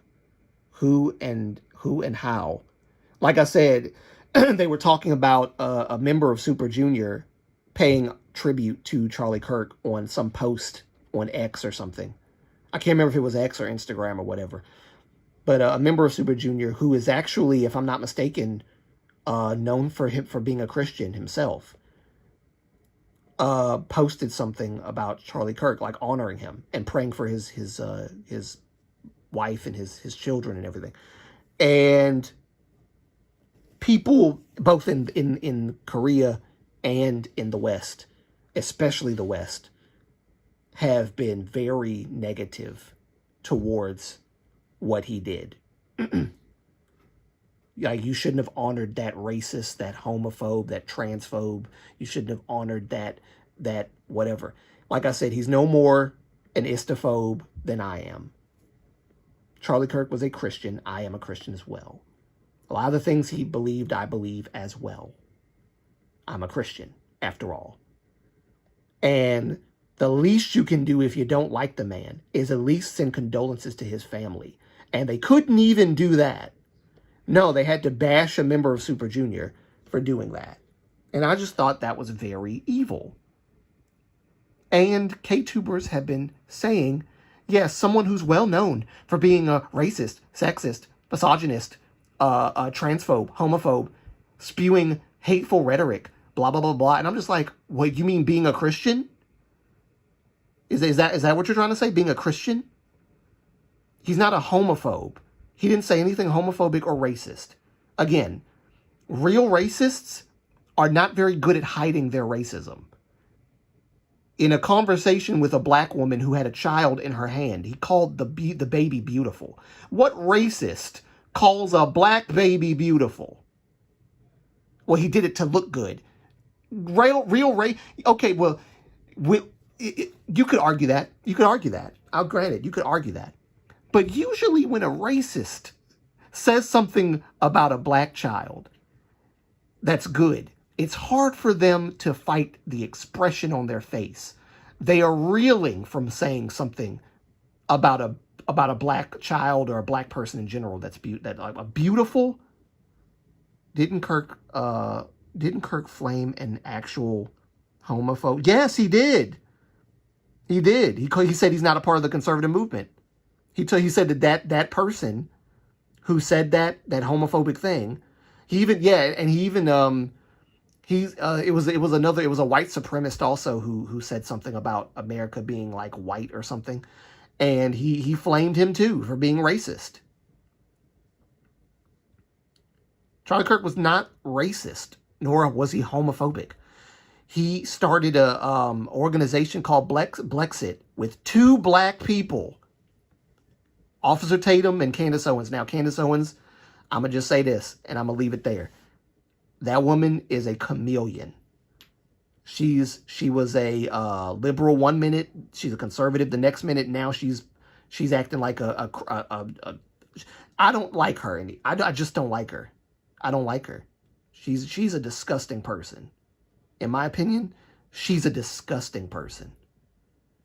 And by the way, I'm the type of person who's a conservative who calls out other conservatives, so-called conservatives, for not holding other people accountable.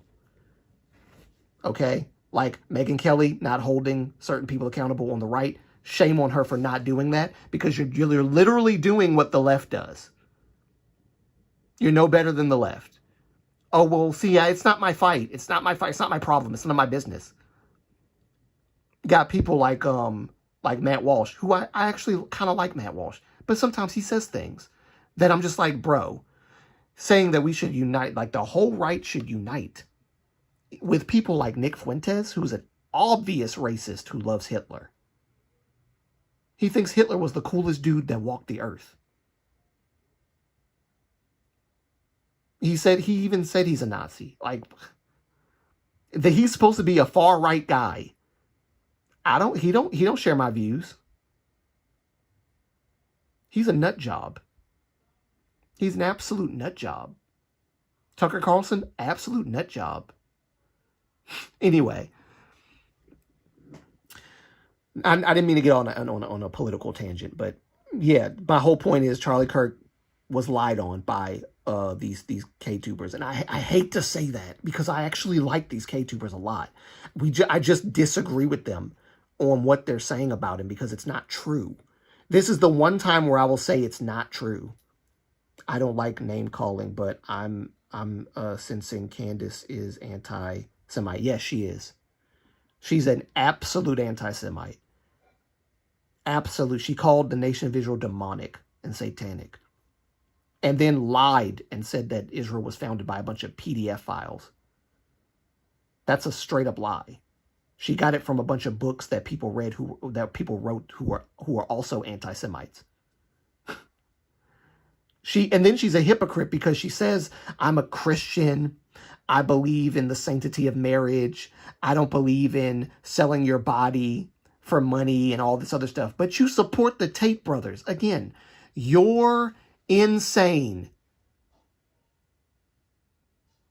She also said Israel killed. Yes, she did. She said Israel's responsible. Then she said that the Trump administration is responsible because Israel is behind it, because Israel is responsible for everything, apparently. Then she said that Turning Point USA, his own organization, was responsible for it. And then she said that basically Erica Kirk is also responsible. His own wife is responsible for taking part in Charlie Kirk's assassination. No proof, by the way. She just says that that's what happened. No proof. No proof. She's the kind of person who I would describe as a cult of personality. She sells you speculations. She sells you misinformation. She sells you conspiracy theories, and she wraps them in a nice little bow and says, here's the truth. I don't know, but I know. What does that even mean? Anyway, yes, she had no, well, she don't like Trump no more either, but I don't think she ever did like Trump, because there's some things about Candace a lot of people don't know. Before she became a conservative, a chameleon conservative, she had a blog site or something.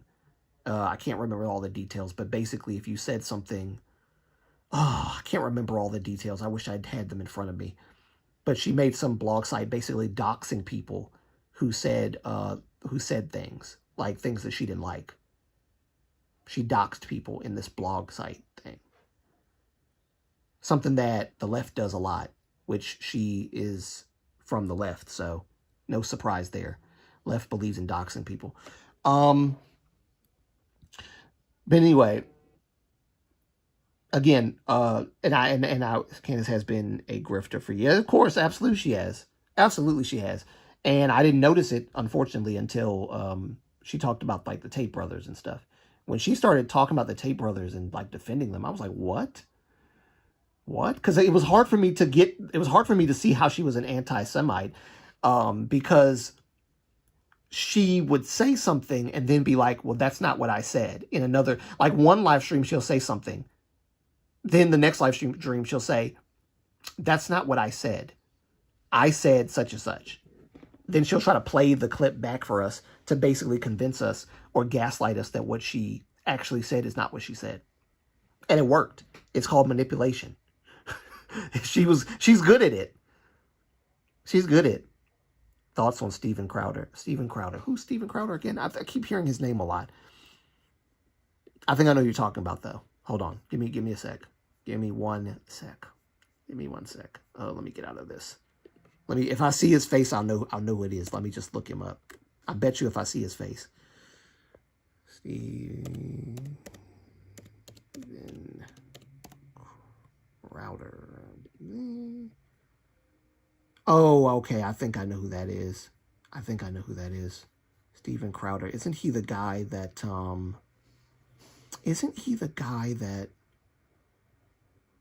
I think he's the guy that started all of that, like debating stuff. I actually like Steven Crowder a little bit. Yeah. No, I know who that is. Yeah, I actually kind of like him. He started that whole, going to college campuses and debating college students and stuff. He started it. He's basically the pioneer of that.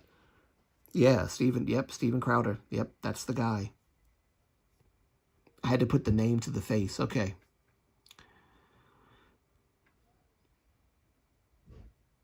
Yeah, I like Steven Crowder. I don't, if there's anything that's, controversial about him, of course, it's something I'll have to discover for my, whatever. But so far, I don't really think that there's anything inherently wrong with him.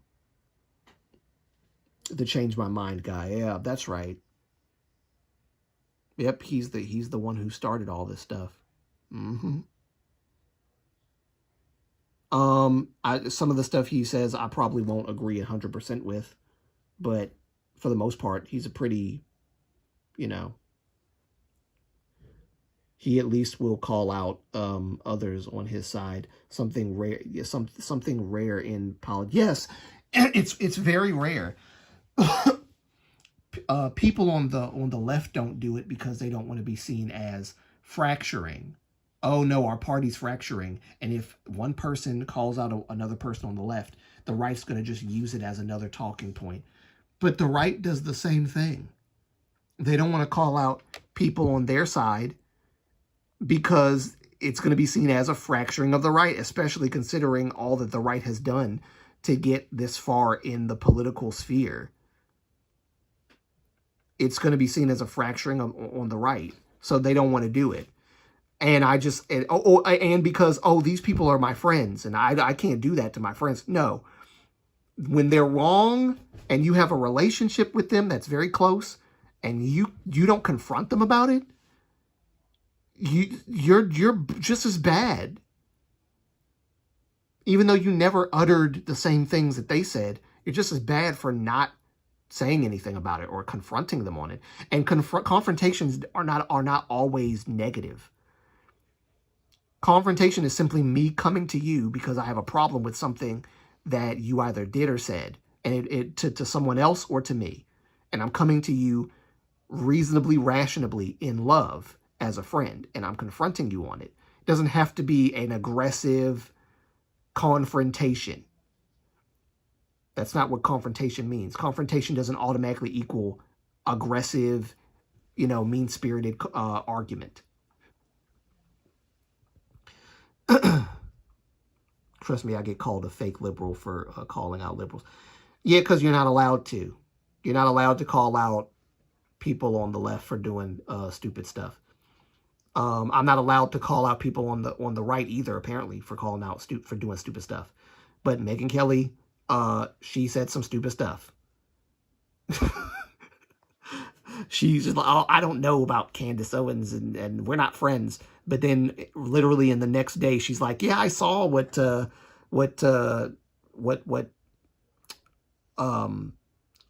Owens said about Erica Kirk, and what Ben Shapiro said was not true. She did not say that Erica Kirk was responsible. No, what she did was she put out a tweet or a post or whatever on X saying something to the effect of, they all knew about it, or I'm going to war with all of them. They all know, something like that. They're all like, all of them are implicated or whatever. Basically calling them all out. Hello, I feel I haven't been in a live stream in a while. HYBE, welcome.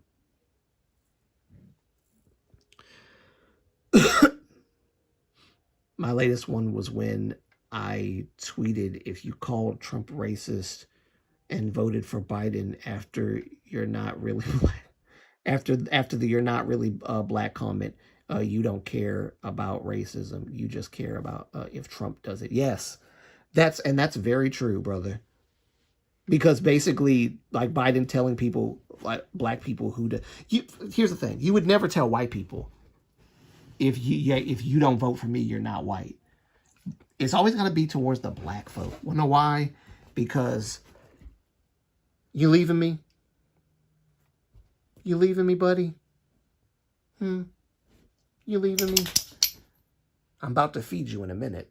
I'm about to get off this live stream and feed you in a minute, okay? Because I know you're hungry. Oh my goodness, I saw that. Uh-oh, the tail's wagging. You hungry, aren't you? You're the hungry boy. You're the hungry, aren't you? Aren't you hungry? You hungry, right? I know you hungry. You want some food? You want some food? Are you a hungry boy? Are you a hungry boy? Huh? You a hungry boy? You want some food? It's a hungry boy. That's a hungry boy. Want some food? All right, well, I'm going to feed you in a minute. Okay. You just chilling right now.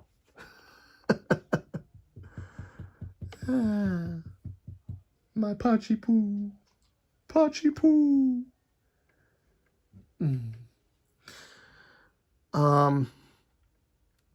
I so agree with your comment, because like you would never do that to white people. You would never say, oh, if you don't vote for me, you're not white. Because you don't have to do that. But with black folks, it's like they just have to do that. The only reason why Kamala Harris was even put in vice presidency was, and mind you, Kamala Harris and Biden didn't like each other. But Biden made her vice president, his running mate, because he went on Breakfast Club and Charlemagne basically said that the black vote, you're not going to have the black vote unless you put a black person in as your running mate. And so he got Kamala Harris, the person that he knows didn't like him, just to get the black vote. The government gives us welfare stuff and all this, SNAP benefits and all this stuff, and we have to meet certain criteria as the black community. You have to be, either married with a bunch of kids that you can't afford to have, but it's mainly single mothers or single fathers that have a bunch of kids, right? A bunch of baby daddies or whatever. or whatever the case, single mother trying to raise kids, and you don't have the money to do all this stuff for the kids. So the government steps in and says, oh, they don't have a father? That's okay. I'll be their father. So then your children become welfare babies, and the government becomes your husband, right? That's basically how that works.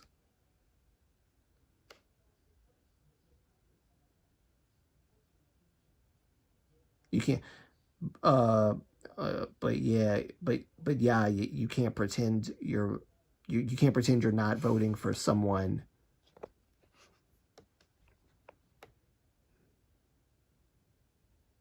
Her press tour, she is just performative. She is performative. She is very performative. She doesn't know what to say when she gets in front of a camera. She rambles on and does a lot of word salad. She would say things like unburdened by what has been. I don't even know what unburdened by what has been is. She would say that a lot, and somebody probably got on to her and said, stop saying that so much, because people are like seeing through all this and noticing that you're using the same lingo over and over again. She used the dreams, aspirations, and goals of the American people, the American dream, this, that. When she's asked about policy, she doesn't say anything about policy much. What she says is, go to my website. Go to my website. That all of my policies are there. The whole border policy that she had was literally Trump's policy of closing the border, and that's only because she could no longer contain the truth that the border is a problem. Something Democrats and when I say Democrats, I'm not talking about like Democrat, like regular Democrat. I'm talking about the Democratic leaders like Chuck Schumer and what's her name, Nancy Pelosi and Elizabeth Warren and Jasmine Crockett and all these other folks that claimed it wasn't a problem. Oh, the border's not a problem. No, it's not a problem. Want to know why it's not a problem? Because y'all Democrats are letting these suckers in anyway. It's not a problem for y'all, but Americans have to pay for that. Anyway, like imagine if I said I'm not voting for Trump because he grapes, then I vote for an actual grapist. That would make me a fake. That would make me a fake loser who only cares when conservatives do it. Yeah, pretty much. Pretty much. The whole campaign she did to win younger males without understanding why they are leaning right was weird.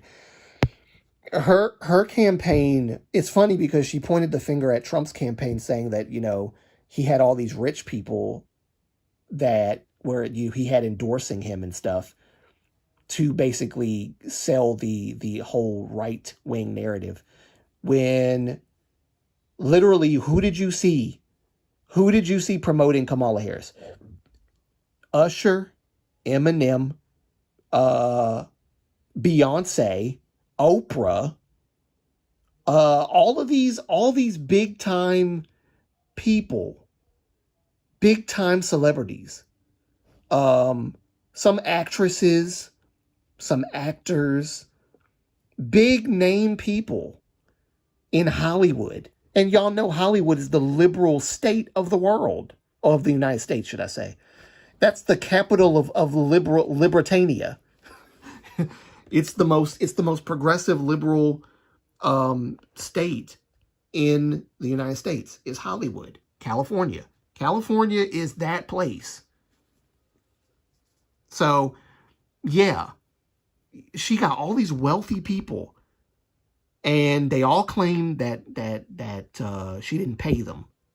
Yes, she did. She paid every last one of y'all. That's why all of the money, they ended up bleeding that whole money dry for the campaign.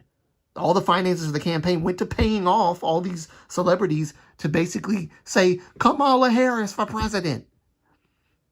Meg Thee Stallion, I think it was Meg Thee Stallion, wearing that all blue suit, getting up there and gyrating and shaking her little booty or whatever, to win the black vote, because that's how Kamala Harris views black folks, as just like people that like booty shaking and all that stuff and have no brain. That's how she views us.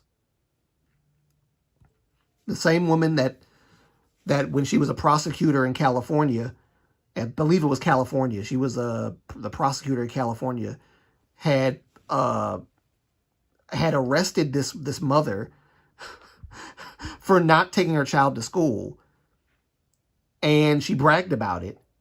And the truth was, the reason why the mom didn't take her child to school was because the child had an illness. So she couldn't go to school anyway. She was homeschooled. I don't know what I would have done if my parents didn't let me go to school. She wasn't willingly keeping the child out of school. She had an illness, and you put her in jail. The one that said that I'm not doing anything for black people when I'm elected. I'm not doing anything. Anyway, everything that she did, all of the moves she made and all this stuff, and saying, when she was asked on The View, are you going to do something different than Joe Biden's administration? She said, oh no, nothing comes to mind. Then she goes on another interview and says, well, my administration is not going to be Biden's administration. Yeah, but you can't tell me what you're going to do differently from Biden. Mind you, you were the vice president in the Biden-Harris administration. You were the border czar. So the illegals came into the country because you let them.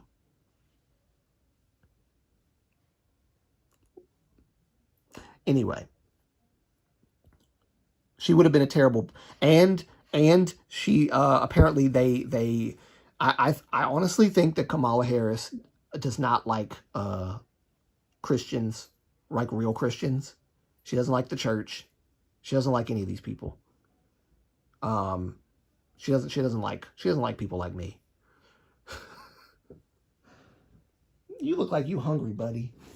You look like you hungry. Are you hungry? You want some food? Huh? Are you a hungry boy? You look hungry. Is that why you're sitting here waiting for me? You want some food? Oh my God. Oh my goodness. I think I'm going to put out some more Pachi YouTube shorts for you guys too. I think a lot of people like the Pachi YouTube short I made. I'm going to put out another one. Yeah, buddy.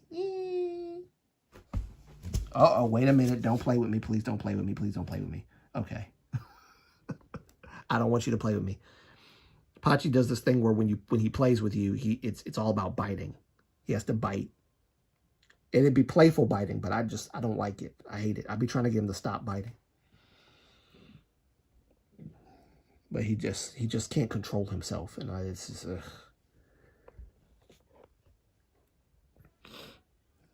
he's a good dog, but sometimes that biting, man.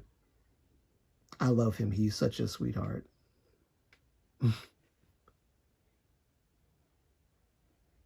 If she was darker skinned and not as attractive, but is campaigning good policies, nobody will pay her any attention, and that is the sad part.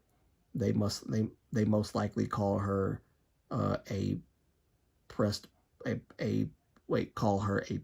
black woman. He is a puppy. He will stop by age 2. Yeah, he hasn't even gotten to age 1 yet.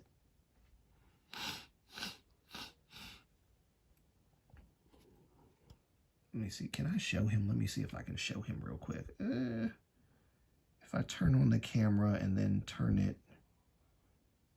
See, can I turn it? I'll turn it on. No, I can't. I can't turn it on. I can't turn it on. Because I'm on a different mode. That's why. I'm on VTube mode. So VTuber, you can't really turn on the screen. Oh, there we go. View full screen. Well, that's view full screen. It's not the camera. Oh man, I can't do it. Well, maybe another time, I guess.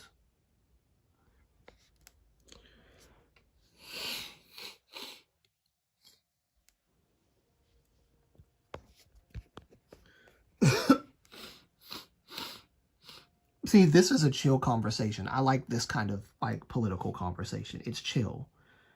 And even if there are people that disagree, as long as it's like chill, I'm cool with it. Like, as long as it's chill and we're not like going off and Trump is I don't, one of the things I don't like is when people like say Trump is stupid or Trump is an idiot and stuff like that. He's actually not. He's actually much smarter than a lot of these other jokers that have been president. And he's, and don't get me started on well, I'm not going to go there. I'm not going to go there. I'm not going to go there. I'm not going to go there. Let me. One of the things I learned as a YouTuber is self-control. You think I went off before check my second last message? She's disgusting. Also, Democrats still defend Hillary Clinton, who not only stayed with her terrible husband, but also, when she was a lawyer, laughed at a client of hers who was a teen. What? She did that? I didn't even know that. I didn't even know that. She did that? I mean, I already knew Hillary was, like, strange. Like, she's not somebody I would trust, but that's cold. That's cold. Like, what if that were my sister? You laugh at her because, anyway, Trump is very smart, but she was handed a Trump is very smart, but she was handed a country that is still recovering from recession and a younger generation that are desperate for resources and employment. He got you. Yeah, no, I agree with you, HYBE. I think he was handed a mess that he has to fix. There's going to be, there's a lot of stuff going on with regards to like even the immigration stuff. And whilst I would say that I probably wouldn't have handled the immigration in the same way that Trump did, I do believe like deporting these people is the right thing to do, like the illegals and stuff, because they're not citizens. Our government has been giving illegals Social Security, SNAP benefits, government assistance, things that a citizen would have. And because they have Social Security and because they have all this stuff, they are considered a part of the country. Like they're citizens. They're not citizens. That is why Democrats call these people that are being deported citizens, because they're undocumented, but they have Social Security. They get health benefits. They get all this stuff, health care, government assistance, and all this other stuff. But mind you, that's coming out of our taxpayer dollars paying for these people. They're getting benefits that legal immigrants can't even get that easily. And they're being given it to them by a democratic government that wants these people in here to vote for Democrat forever. Unfortunately. Yeah, just a good boy. Yeah, just a good boy. And it's a shame that's where we are. So I don't agree about the mask. Here's what, and my brother actually, I had a talk with my older brother a couple of days ago about this, and he said, I don't really fully agree with how Trump handled the mass deportation. However, he's on the right track. My brother said what he would have done was gave all the illegals 6 months to get the right documentation and all that stuff, make the steps necessary to become legal citizens. After the 6 month is over, I'm gonna start deporting people. Then I can vet who actually wants to stay here and who don't. and it's jacked up because you got states like California that are like you know, oh, these people are American citizens and they're being deported to other countries and all this other stuff. It's funny, like, why have anybody ever bothered to ask the question why the actual countries of their origin don't want to receive them back? Because maybe Trump was right about these countries not sending their best to America. They're just sending any old body over here. And all the ones that want to actually start a new life, a better life, that did it the legal way, are now basically by the Democrats being called suckers. Oh, y'all are so stupid. If y'all had came through illegally, y'all could have been handed all this stuff like just like that. Doing it the legal way, that was a stupid thing to do, right? If you don't have a border anymore, you don't have a country. I know a lot of people have said that, but it's the truth. If you don't have a border, if the border is not functioning as it's supposed to, like a border, you don't have a country anymore. You have to have a border. And people coming past the port of entry, like you're not supposed to do that. People being flown in, and just coming here and living off of our taxpayer dollars and being put up in homes that they didn't pay for, being given all of this stuff for free. And basically Democrats saying, yep, now you scratch my back, I scratch yours. There you go. You're here for free. Now vote Democrat for the rest of your life and everything will be fine. Because look at how good we're treating you. And you didn't even have to sign documentation. They're undocumented because the government has allowed them to be undocumented and unvetted for years. It's been a problem that Trump has been handed down to fix. Why do you think it's taking so long? Why do you think it's taking so long for all of these people that are, undocumented, as the Democrats like to call them, to be vetted or taken out? And by taken out, I don't mean the other taken out. I mean like taken out the country, because I don't want people to get confused.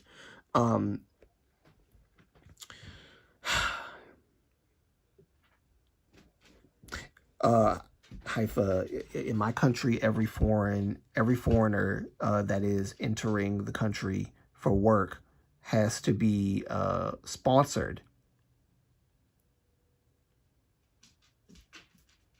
Bahrain. I forgot you're from Bahrain. That's right. Bahrain. That's right. By a Bahraini. And if they don't, you start licking stuff, boy. And if they are here illegally, or they ran away, or are over 60, you didn't report it, you will be fined and they will be deported. Bahrain and see, here's the thing, and that's actually not a bad solution, because again, if you're here on a work visa, you're here on a work visa, great.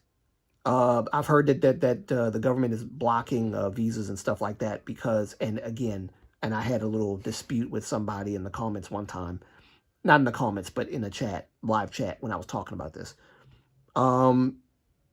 All of this stuff falls under the category of immigration and, what do you call it? Immigration and tourism. Tourism, immigration, all that falls under one category. So they're all like, that's why it's taking them so long. They have to like stop all of these green cards and all this, the visas and stuff, because several instances have occurred where there have been people that overstayed their visa, didn't get it renewed, and all this other stuff. Something that the mainstream media won't tell you. Somebody had brought up to me about the Koreans that were deported from America. And there was a Korean that was saying that, we were given a warning that ICE was coming to get us out of here, but I didn't know basically what that was going to look like until it happened. And I was caught by surprise. And I'm like, and somebody was saying, well, their visas, there's nothing wrong with their visas, so why did they get deported? Probably because there was something wrong with their visas. I don't think that America would just deport people because there's nothing wrong with their visas. That's not how that works. Not how that works at all. If you're here and your visa has not been renewed, or you didn't get it, you didn't like, if your visa's having problems and it's because of you not doing what you're supposed to do with the visa, yeah, you're gonna get deported.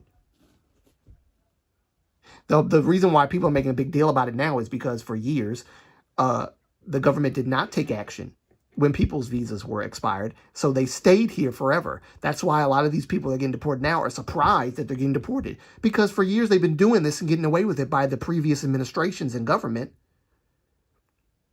and that's why nobody made a big deal about it at that time. Now they're getting deported because finally it's coming out that their visas are having problems because they didn't do what they were supposed to do, and now everybody's making a big deal about it. Oh no, he's deporting the people. Oh God, no.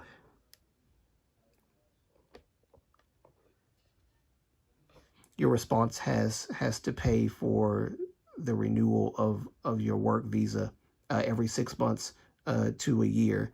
That can include your family for that can include your family for higher, more important jobs. In my opinion, if you come illegally and half a year later, somebody already said something about okay.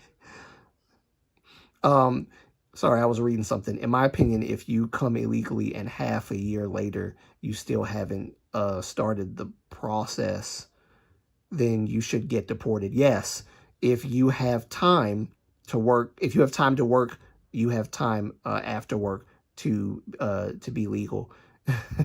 Yes. Yeah, and again, like other countries have rules. If you do not follow those rules, you can't stay here. And there's a I didn't realize that my shirt is oh God, my all my clothes are fur magnet. Pasha, you done furred me up. Got all this fur on my clothes. Got all this fur on my clothes, buddy. You got all this fur on my clothes. You got all this fur on my clothes. Oh my gosh. Oh my gosh. Oh my God. Oh my God. Mullah Antonio, I can send you the labor law in Bahrain if you want to read it. Yes, please. I would love to read that. It's very solid, and I translated it to English because my my dyslexia is stronger in Arabic.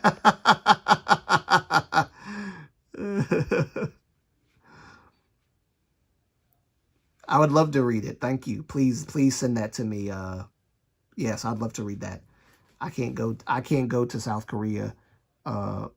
Sorry, I can't go to I think South Korea is what you're saying. South Korea, overstay my visa, then play victim when. And that's what a lot of people are doing in the US, overstaying their visa and then playing victim when they get deported or there's a threat of deportation. And then the mainstream media covers it like, look at these poor helpless people that are being deported. American citizens being deported. And then that's where misinformation gets spread. Right there.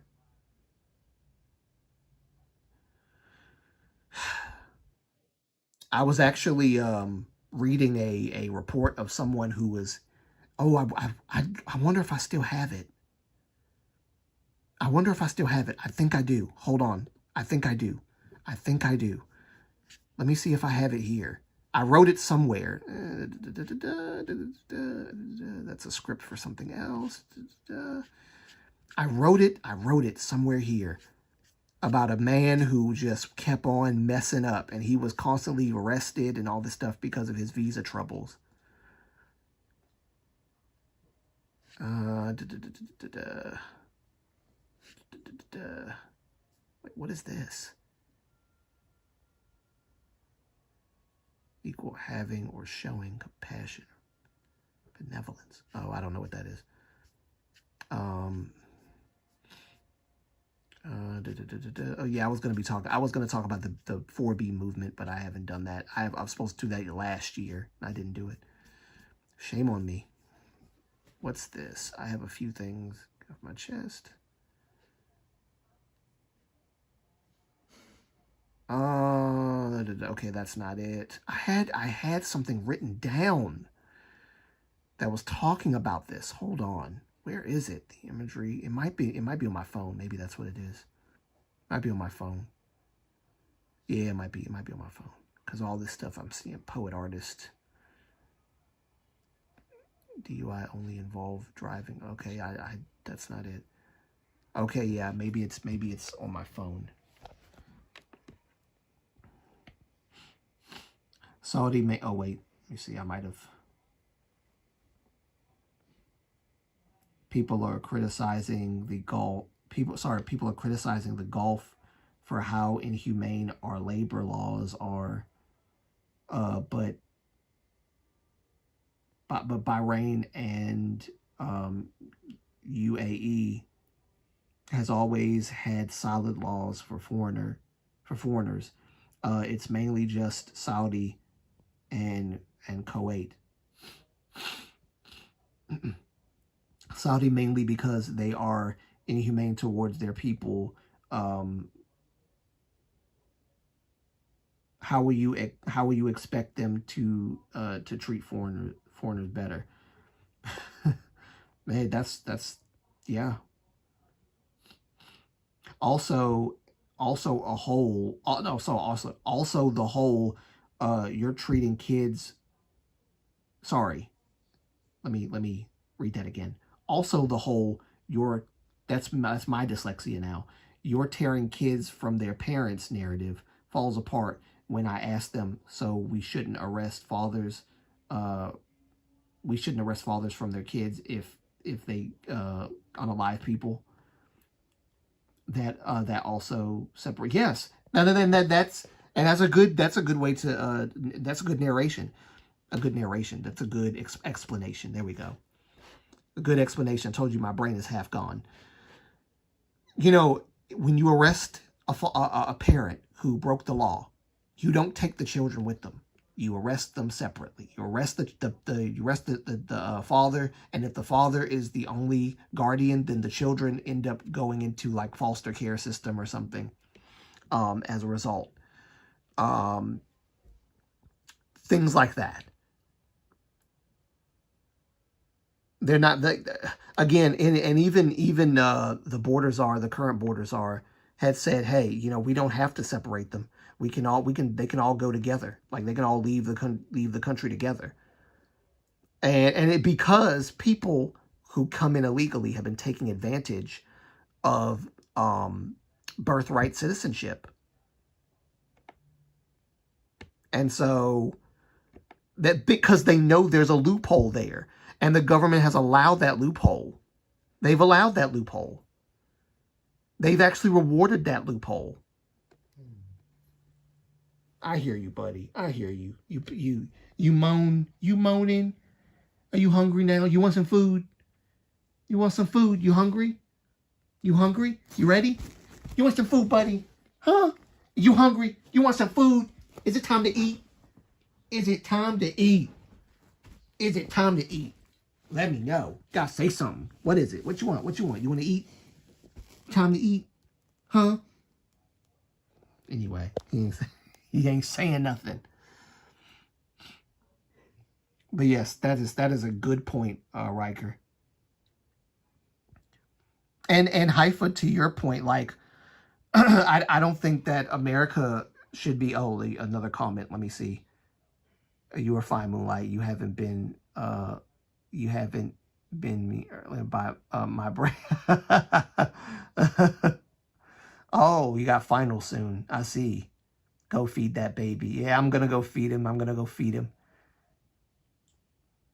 Like, yeah, some of the vids look bad, but at the same time, you have to enforce the law. Yeah, really.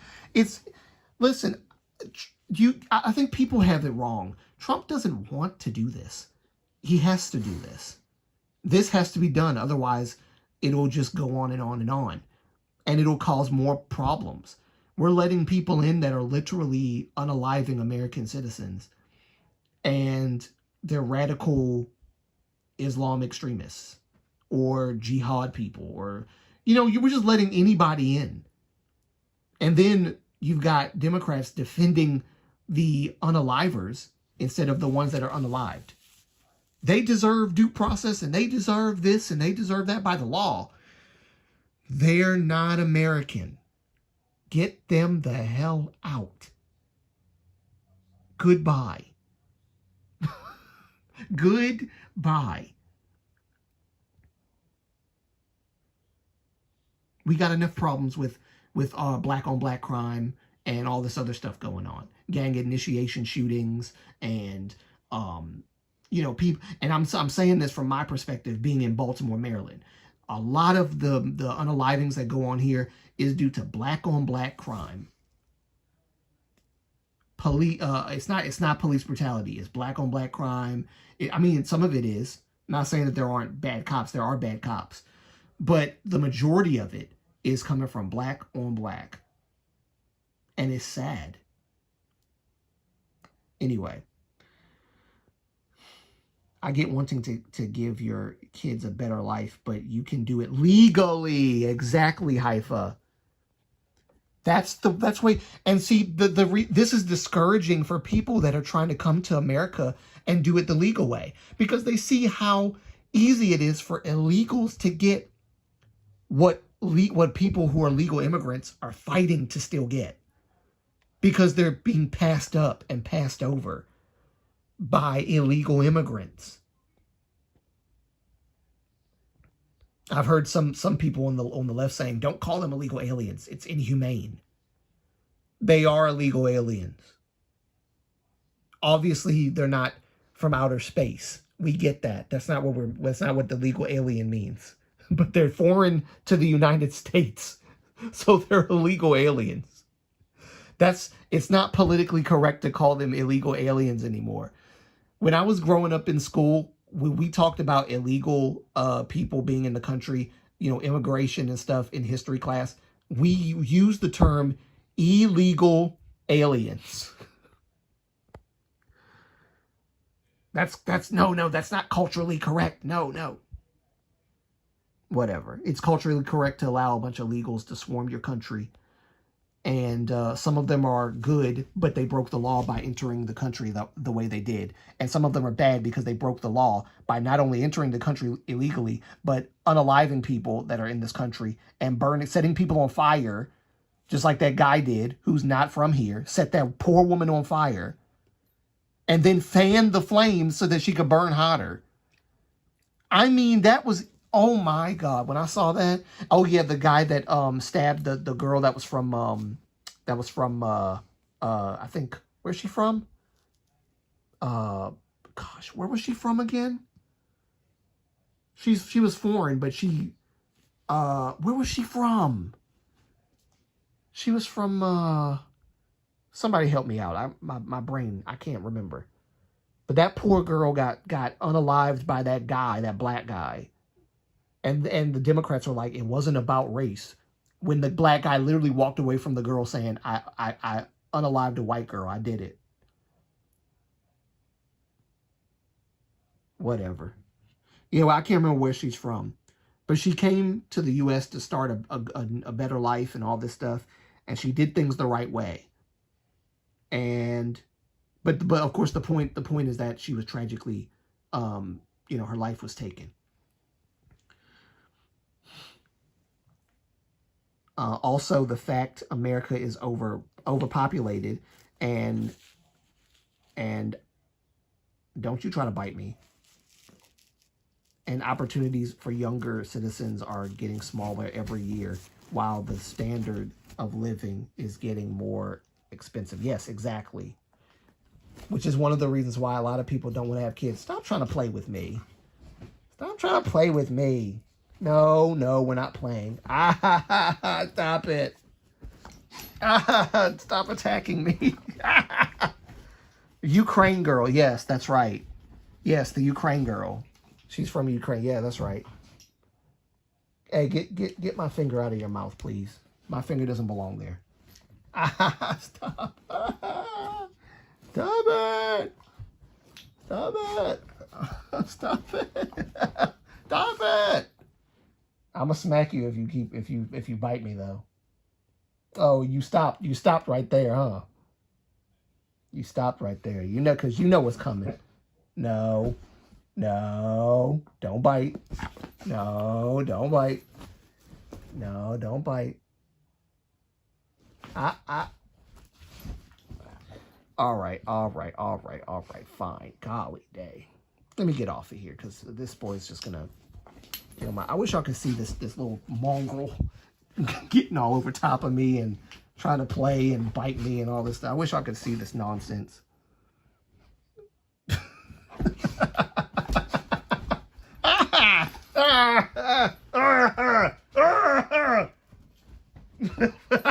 What are you doing? Okay, all right. Okay.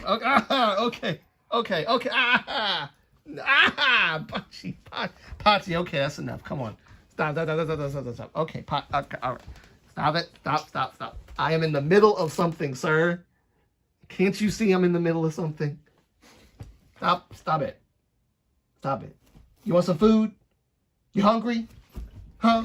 You want some food? Are you a hungry boy? You ready to eat? You ready to eat? Huh? You ready to eat? It's time to eat.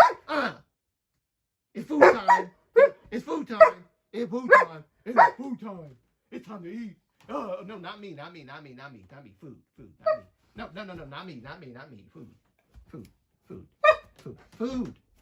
not me. Food. No. No. Not me. Food. Okay. No.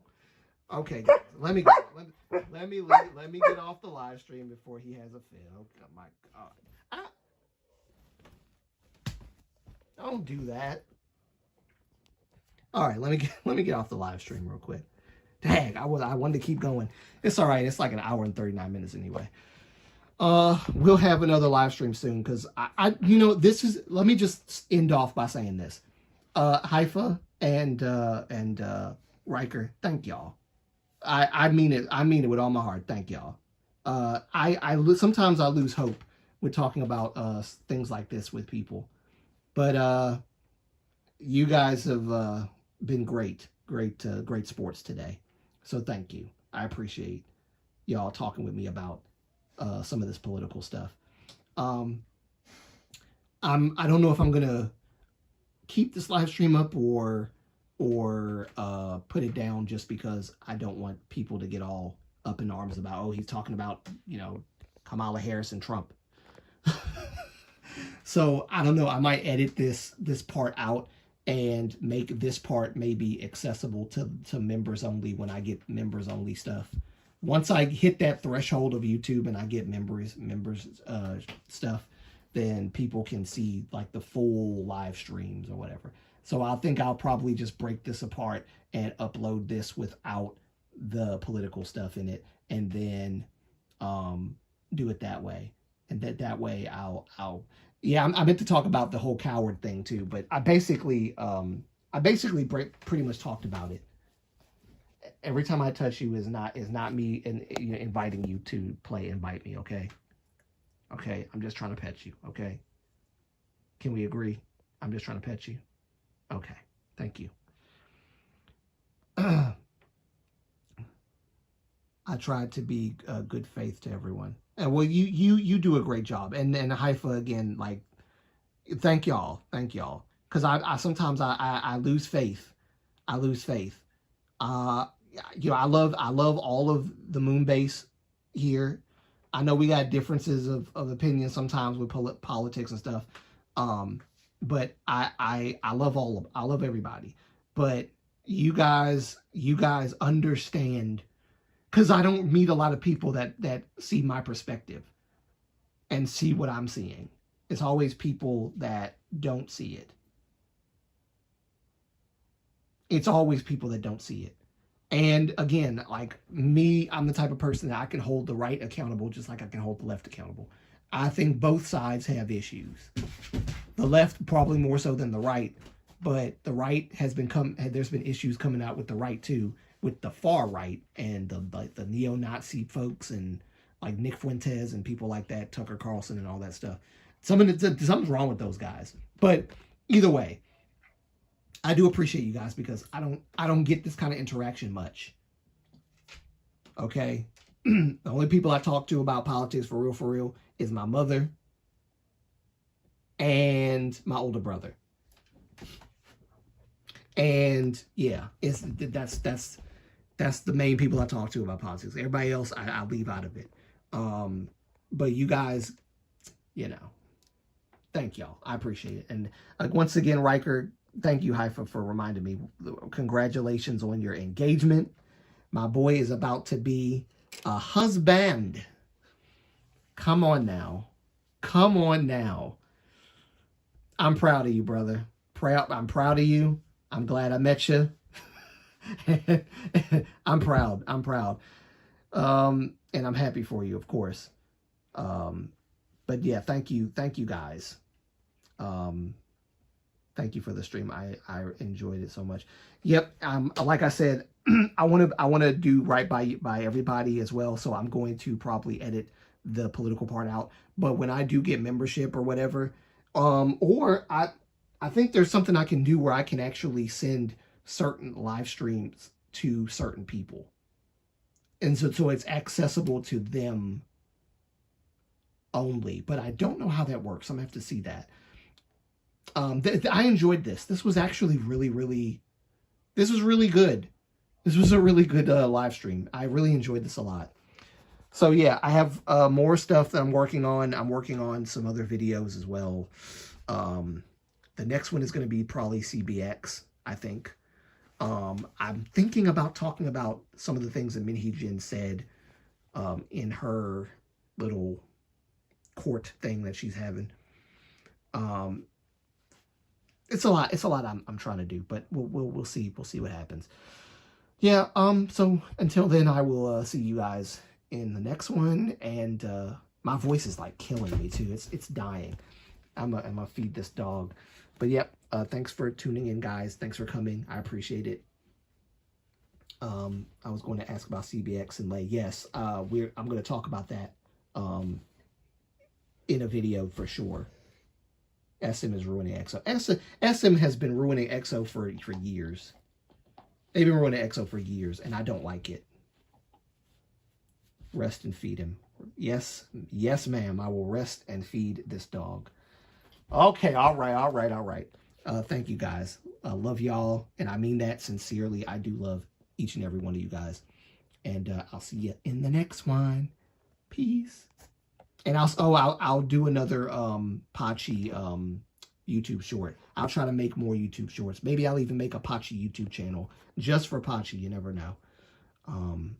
Yeah. Bye, guys. And we'll talk more about EXO and all that good stuff in another time. Thank you guys so much for coming. I appreciate it so much. Thank you. Bye, guys.